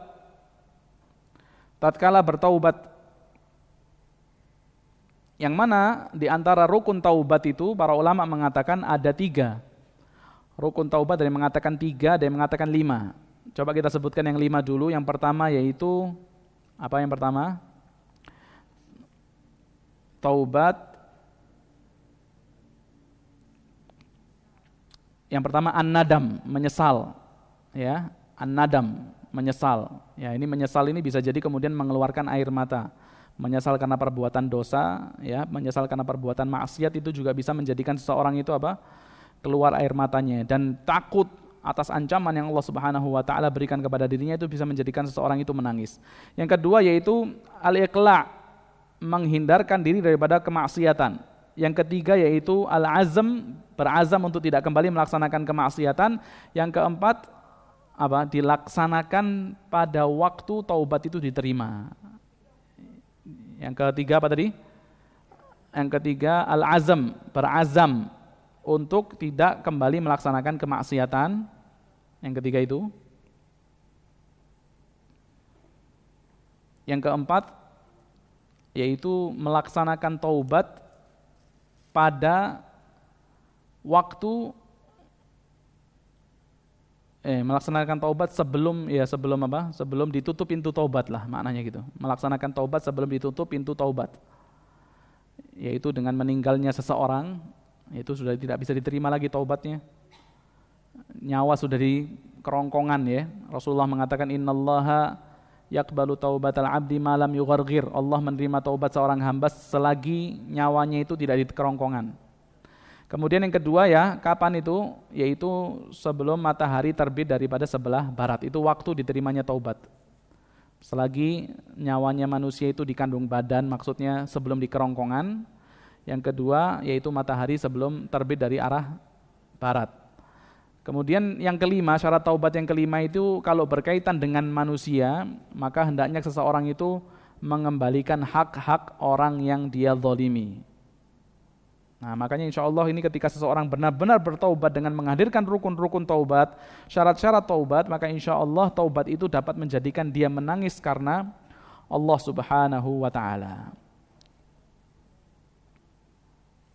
Kemudian tempat yang berikutnya yang kita disyariatkan untuk menangis yaitu tatkala melihat kuburan. Tatkala melihat kuburan. Tatkala berziarah ya, melihat kuburan seperti yang diceritakan oleh Hani Maula Utsman ya, pembantunya, maulanya Utsman, dia mengatakan kana Utsman idza waqafa ala qabr, yaitu Utsman jika berada di suatu kuburan, baka hatta, maka dia menangis sampai itu jenggotnya itu basah. Menangis sampai jenggotnya basah. Faqila lahu, maka dikatakan kepada Utsman, tadhkurul jannata wan nara fala tabki. Engkau menyebut surga ataupun neraka dan engkau tidak menangis, atau tuzkarul jannatu wan naru fala tabki, disebutkan kepadamu surga dan juga disebutkan kepadamu neraka, engkau tidak menangis. Wa tabki min hadza, tetapi engkau menangis karena ini, maka sesungguhnya kemudian Utsman mengatakan inna Rasulullah sallallahu alaihi wasallam qol, sesungguhnya Rasulullah sallallahu alaihi wasallam bersabda, innal qabra, sesungguhnya kuburan itu adalah tempat persinggahan pertama dari beberapa persinggahan akhirat. Tempat persinggahan pertama daripada persinggahan akhirat. Fa in naja minhu fama ba'dahu aisara min. Kalau dia selamat di kuburan, maka ia akan dimudahkan untuk melewati persinggahan berikutnya. Wa illam yanjumin fama ba'dahu asyaddu min. Tapi kalau dia tidak selamat pada tempat ini, maka yang datang setelahnya adalah sesuatu yang lebih berat. Ya, jadi itu adalah tempat-tempat yang seseorang hendaknya menangis karena Allah Subhanahu wa ta'ala. Yang pertama tatkala membaca dan dibacakan Al-Quran, yang kedua tatkala melaksanakan sholat, yang ketiga yaitu tatkala bertaubat, yang keempat yaitu tatkala melihat ke kuburan atau berziarah kubur. Ya. Kemudian yang terakhir yang akan kita bahas di sini yaitu kiat agar dapat menangis karena Allah Subhanahu wa ta'ala. Kiat agar dapat menangis karena Allah Subhanahu wa ta'ala. Yang pertama, kiat agar dapat menangis karena Allah Subhanahu wa ta'ala.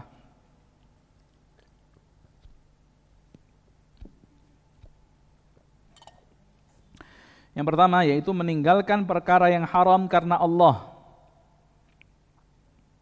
Meninggalkan perkara yang haram, perkara maksiat karena Allah Subhanahu wa ta'ala.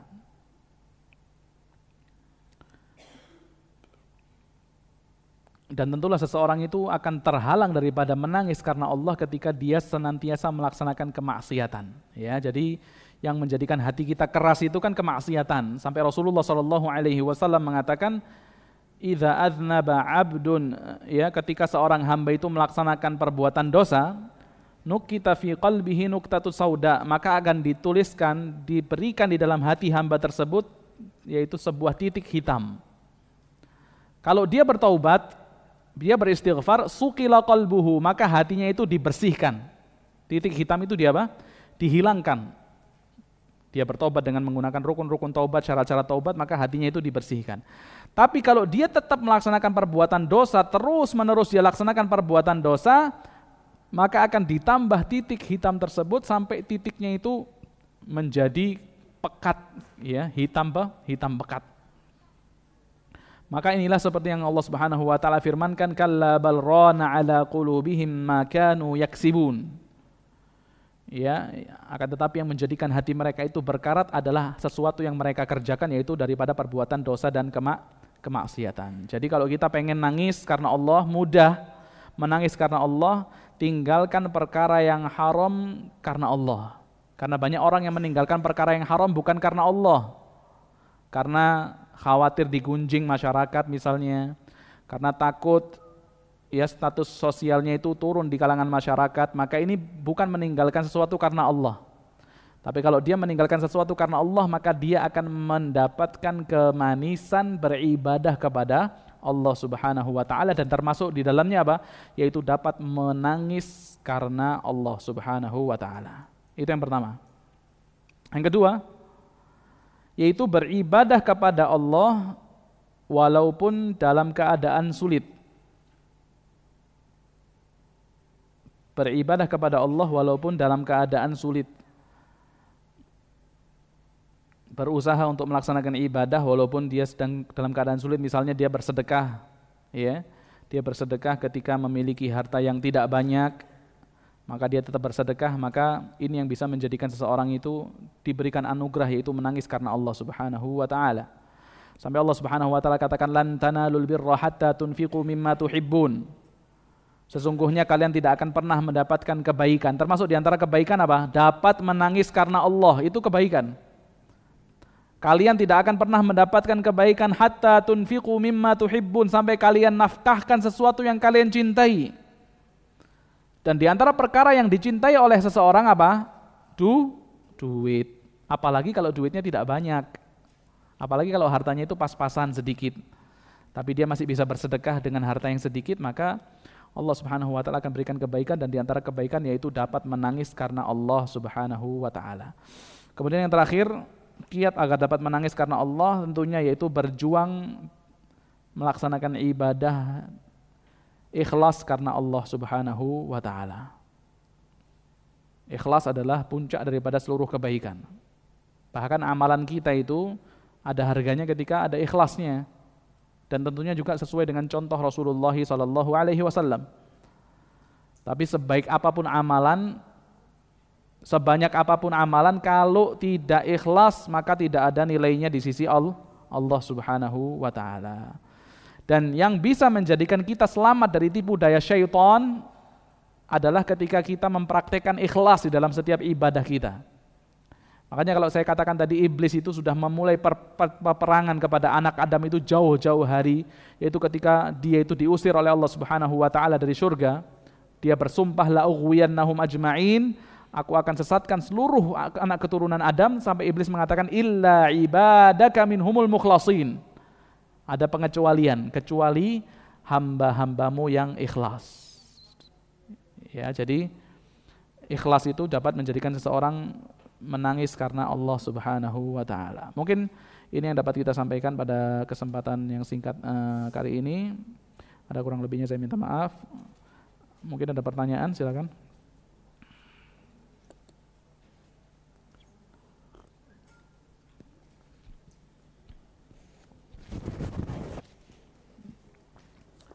Bismillah.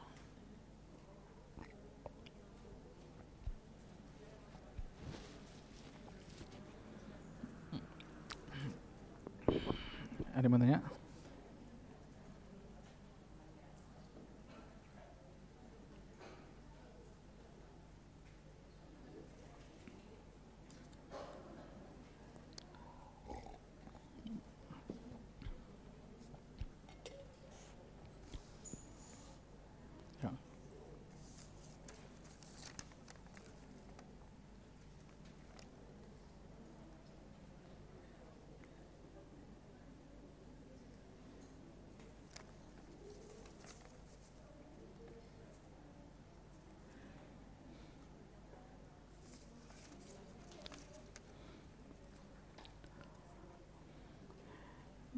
Assalamualaikum, jika seseorang susah untuk melakukan ibadah, apakah pertanda Allah Subhanahu wa taala sudah keraskan hatinya? Ketika seseorang susah melaksanakan ibadah, itu ada indikasi memang benar Allah Subhanahu wa taala sudah apa? Allah Subhanahu wa taala tidak inginkan ketaatan daripada hamba tersebut. Tapi apakah memang dia sudah bersungguh-sungguh untuk melaksanakan ibadah? Ya. Kalaulah dia malas saja kemudian mengatakan, aduh saya kok susah untuk ibadah ya, ini hati saya sudah ditutup sama Allah, ya udah deh nggak usah ibadah, maka ini salah juga orang seperti ini. Tapi ketika dia sudah berusaha, ya, kok susah juga untuk melaksanakan ibadah, ya, itu mungkin ada beberapa maksiat, beberapa dosa yang ia belum bertaubat kepada Allah Subhanahu wa taala daripada dosa dan maksiat tersebut. Makanya salah seorang datang kepada Al-Hasan Al-Basri rahimahullah mengatakan, aku itu susah untuk bangun melaksanakan sholat malam. Aku itu susah untuk melaksanakan sholat tahajud. Maka apa nasihatmu? Maka Hasan Al-Basri rahimahullah mengatakan, qayyadatka khotoyak. Sesungguhnya kamu itu diikat oleh kesalahan-kesalahanmu. Jadi yang menjadikan kamu berat untuk melaksanakan sholat itu apa? Kesalahan-kesalahanmu, kemaksiatan-kemaksiatanmu yang belum kamu bertaubat kepada Allah Subhanahu wa ta'ala, ataupun di dalam perkara hak orang lain belum kamu tunaikan hak-hak orang lain tersebut, ya. Jadi kemaksiatan itu juga bisa menjadikan seseorang itu susah melaksanakan ibadah. Ya introspeksi masing-masing lah. Kalau kita susahnya itu karena memang ada maksiat yang bahkan belum kita tinggalkan saat ini, yang bahkan belum kita tinggalkan, ya harus kita tinggalkan. Harus kita berusaha untuk meninggalkan maksiat tersebut karena Allah Subhanahu wa taala. Bagaimana sikap istri jika selama berumah tangga ibadah salat dan lain-lainnya tidak dikerjakan secara rutin? Kadang tidak sama sekali menjalankan salat 5 waktu, sudah dinasihati tetapi tidak berubah. Mungkin pasangannya ya, melaksanakan salatnya itu tidak rutin, dinasehati tetapi tidak saja berubah, ya kita lihat berapa banyak kita menasehatinya dan juga berapa banyak kita mendoakannya kepada Allah Subhanahu wa taala. Jadi kalau mau menasehati juga harus dibarengi dengan apa? Doa.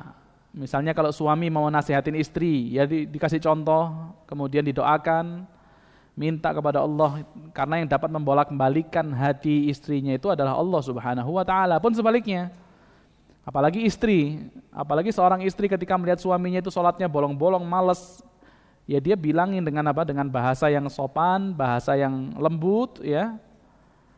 Tapi dia tidak boleh apa? Mengintervensi dalam artian kemudian dia berkelahi, kemudian apa? Kemudian dia menentang suaminya, karena suami itu bagaimanapun Allah Subhanahu wa taala jadikan menguasai wanita. Allah katakan ar-rijalu qawwamuna 'alan nisa. Makanya kalau ada suami kita ada salahnya, ada kurangnya, kita kasih tahu dengan cara yang lembut, ya. Tapi kemudian tidak, kalau memang nggak bisa, ya mungkin ini dibicarakan bagaimana baiknya. Makanya Allah katakan, faba'athu hakaman min ahlihi wa hakaman min ahliha. Kalau itu yang bisa menjadikan kita pisah sama suami kita karena ya suami kita nggak mau sholat misalnya, bukan malas ya, nggak mau. Nah ini apa? Sesuatu yang berbahaya. Boleh seseorang untuk apa? Untuk berpisah karena perkara tersebut. Tapi kalau bisa dinasehati, kalau bisa dikatakan dengan yang lembut, maka itu lebih baik. Kadang suami itu nggak mau dengar omongan istri karena istri ngomongnya itu terlalu keras. Karena sifat lelaki itu biasanya itu apa? Pengen dihormati, ya, nggak mau diguruin, nggak mau diajarin. Makanya ibu-ibu kalau habis kajian dari Masjid Al-Fatah misalnya pulang ke rumah kemudian ngomong ketemu sama suaminya, Pak, ini tadi Rasulullah SAW bersabda, Bismillahirrahmanirrahim, Allah berfirman, disebutin semua. Ini suami malah tidak seneng, bukan malah kemudian takjub, kagum sama istrinya, enggak. Suami malah apa? Waduh, sudah merasa pinter nih gitu ya. Sudah merasa apa? Sudah merasa pinter, sudah mulai mendikte, sudah mulai mengguruin. Tidak boleh, istri meskipun tahu dalilnya, tahu tepatnya surat apa, ayat berapa, tahu semua, tapi sampaikan dengan bahasa yang apa? Yang merendah di hadapan suami. Karena bisa jadi suami itu menolak kebenaran, menolak kebaikan karena dia itu merasa gengsi. Contoh lagi, misalnya suaminya lagi nonton TV, azan, maka istrinya kemudian ngambil remote dimatiin, masjid. Kira-kira suaminya gimana? Oh marah itu, lempar-lemparan remote bisa jadi ya. Tapi kalau misalnya dia punya anak, kemudian anaknya suruh ajak bapaknya ke masjid, itu fitrah orang itu pasti apa? akan ikut, Masya Allah, anak aja ngajak aku sholat, masa aku nggak bisa mencontohkan yang baik buat anakku, maka insya Allah dia apa? Keluar untuk melaksanakan sholat, ya. Apalagi kalau baru dakwah ini tidak boleh asal semangat saja ibu-ibu. Jadi dakwah itu di awal itu harus dengan ilmu, di tengah itu dakwah itu bekalnya apa? Harus dengan ucapan yang lembut, yang ketiga harus dengan sabar. Bekal akhir apa? Sabar. Termasuk di antara sabar itu ya banyak-banyak mengeluh kepada Allah. Nangis di hadapan Allah. Minta kepada Allah Subhanahu wa taala supaya suaminya berubah, pasangannya berubah menjadi orang yang dapat memberikan contoh kepada dia dan kepada anak-anaknya, ya. Menjadi seseorang yang memang benar-benar bertanggung jawab terhadap rumah tangganya. Mendidik anak pun tidak dilakukan agar menjadi anak yang taat beribadah.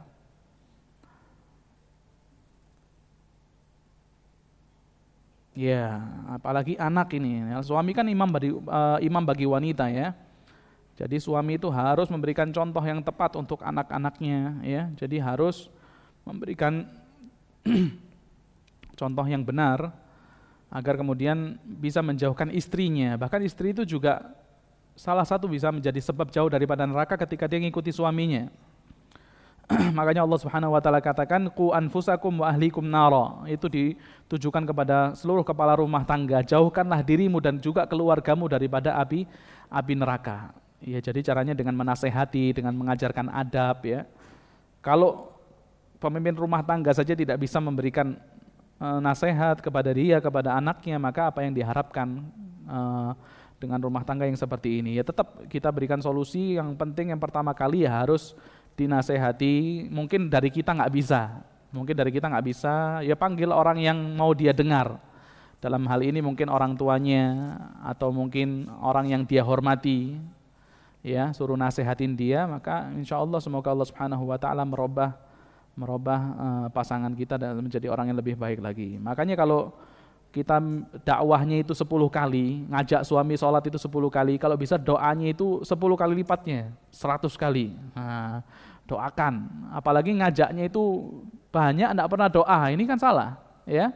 Ngajaknya banyak, tidak pernah minta kepada Allah. Jadi orang ini hanya menggantungkan sesuatu kepada kekuatan dirinya, bukan kepada kemampuan Allah Subhanahu wa taala. Kita yakin Allah Subhanahu wa taala, ya, bisa membolak-balikan hati hambanya, bisa mengarahkan kepada hambanya kepada ketaatan, ya, kepada Allah Subhanahu wa taala. Jadi ya, kita nasihatkan kepada yang bertanya ini supaya sabar, kemudian memberikan nasihat ataupun meminta seseorang yang dihormati oleh suaminya untuk memberikan nasihat dan mengajak dengan bahasa yang lembut, dengan bahasa yang santun agar ajakan itu dapat diterima. Ya, wallahu taala alam.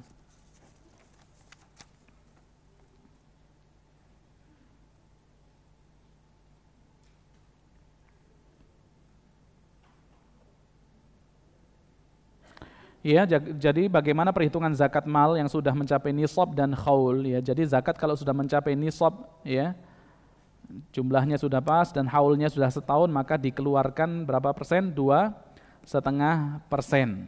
Ya, bukan prosentasinya yang dikeluarkan, tapi seluruh daripada harta itu dijumlah kemudian apa? Kemudian dizakatkan. Bolehkah uang zakat kita keluarkan pada orang yang berhutang kepada kita?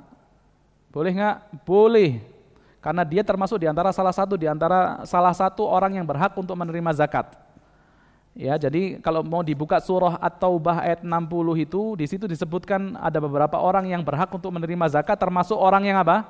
Berhutang. Tapi banyak orang yang mau ngakalin biasanya. Gimana? Dia ngomong, ini uang zakatmu ya, ini zakat malku buat kamu, tapi bayarin langsung buat utangku gitu. Ini nggak boleh. Dengan syarat, kita berikan syarat, ini uang kamu saya kasih zakat tapi syaratnya bayarin lagi. Jadi apa?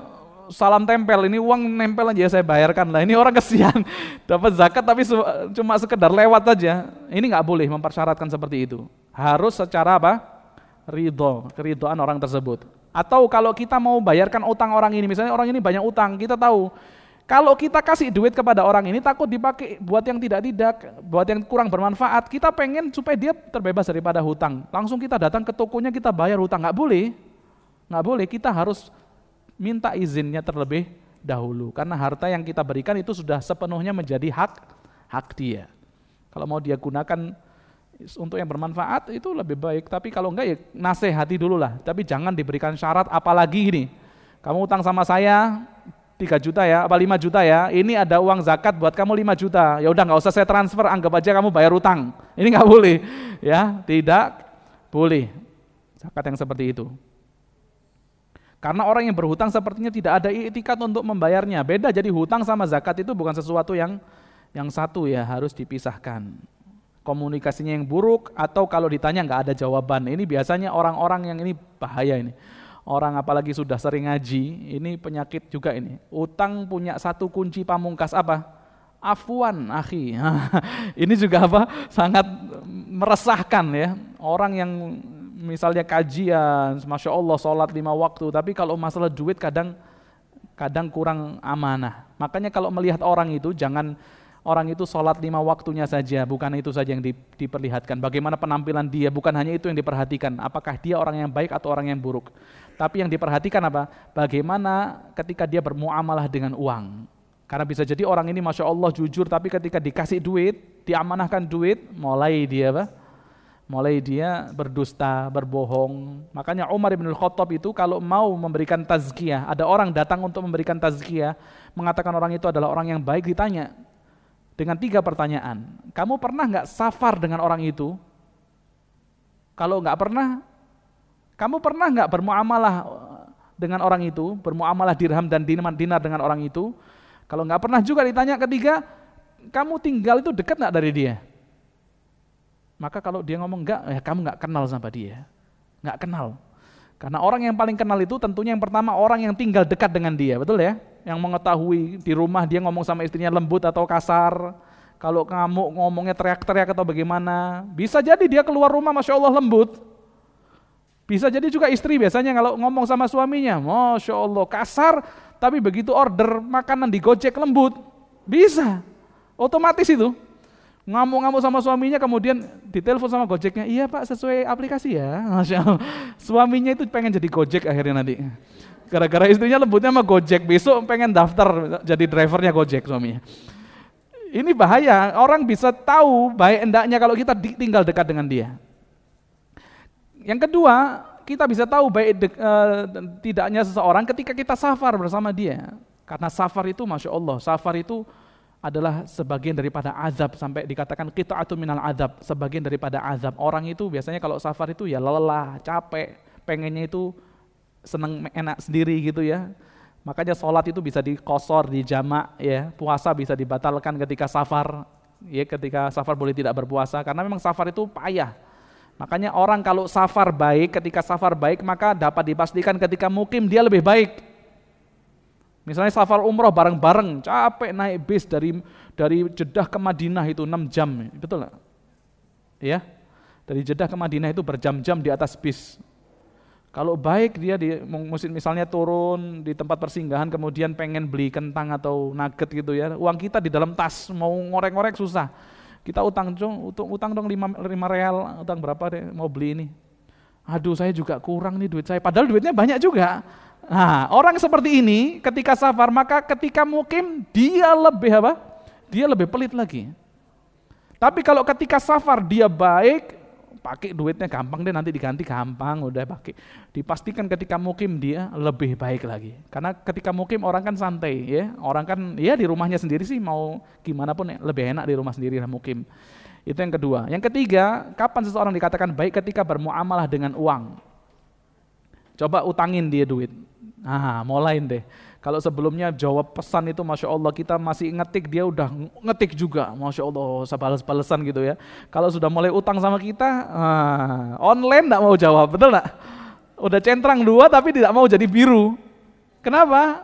Udah dirubah itu pengaturannya itu, maupun dibaca mau udah dibaca tetap apa centangnya abu-abu. Masya Allah, biasanya orang seperti itu yang banyak utang gitu. Centangnya itu gak bisa berubah menjadi biru gitu ya. Ya kita juga bisa jadi juga seperti, atau mungkin tidak mau diganggu. Tapi biasanya orang kalau sudah diberikan harta kemudian khianat, ini orang tidak baik ya.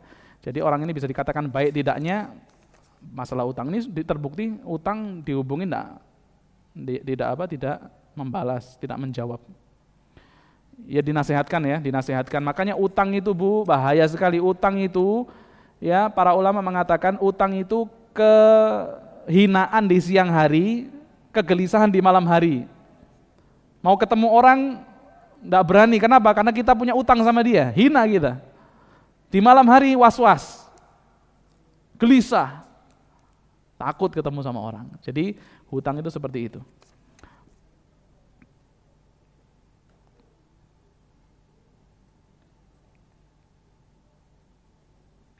Iya. Ini terkait tentang seorang suami tidak memberikan nafkah lahir dan batin, apakah otomatis langsung jatuh talak meskipun suami tidak pernah berkata talak, ya. Maka tidak seperti itu, ya. Tetap seorang istri mungkin kalaupun mau mengajukan khulu ya harus diajukan ke pengadilan, ya. Mengajukan khulu diajukan ke pengadilan, kemudian pengadilan akan memanggil suami. Dan kalau memang tidak mau berubah ya diperintah dia untuk mengucapkan sighat ataupun ucapan talak di situ. Tapi kalau apakah kemudian sudah otomatis ini suami dianggap menjatuhkan talak, ya tidak otomatis seperti itu. Ya talak harus dengan dengan ucapan, harus jelas, ya.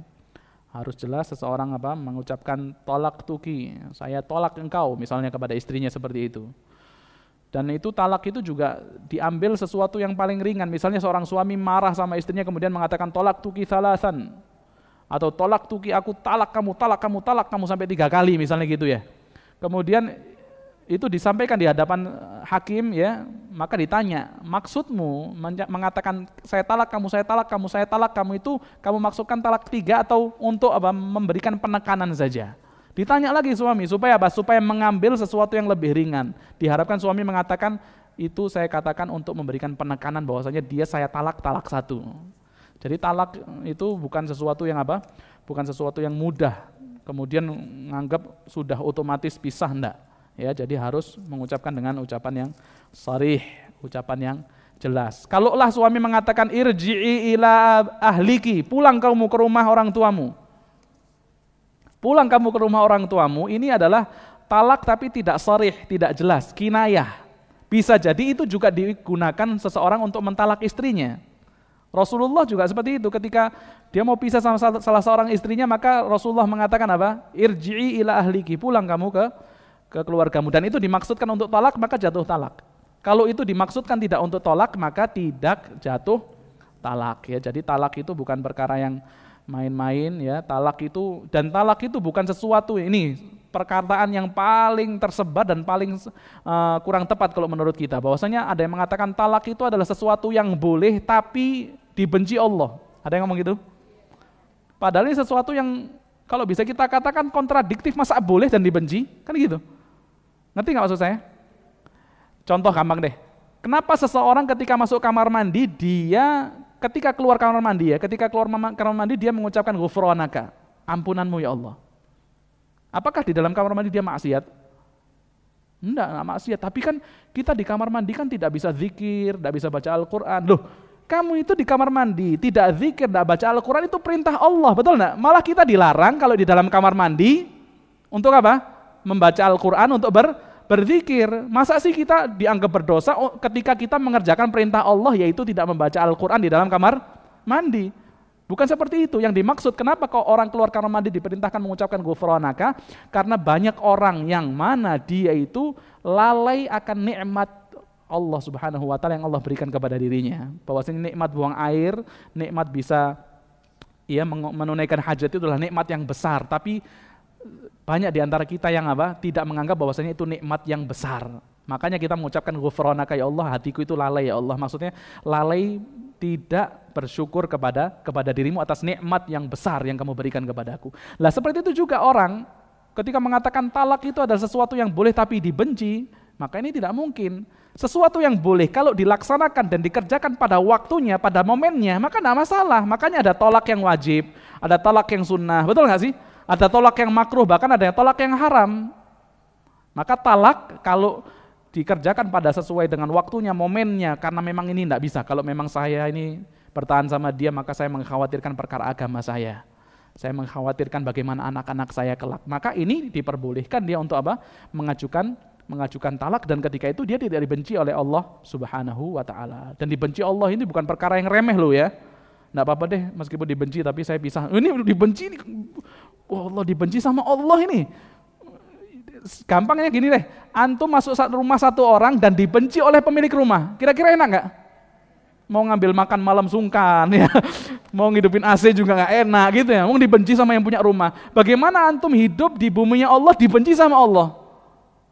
Kan lebih nggak enak lagi, ya. Tidak mungkin seseorang ridho menjadikan dirinya itu dibenci sama Allah Subhanahu wa taala. Jadi ungkapan talak itu adalah sesuatu yang boleh tapi dibenci sama Allah. Ini ungkapan yang tidak sebenarnya tepat, ya, tidak sepenuhnya tepat, ya. Wallahu taala alam bissawab. Mungkin sampai di sini yang dapat kita sampaikan. Kita tutup dengan doa kafaratul majlis. Subhanakallahumma wa bihamdika asyhadu an la ilaha illa anta astaghfiruka wa atubu ilaik. Subhanakallahumma bihamdika asyhadu an la ilaha illa anta astaghfiruka wa atubu ilaik. Assalamualaikum warahmatullahi wabarakatuh.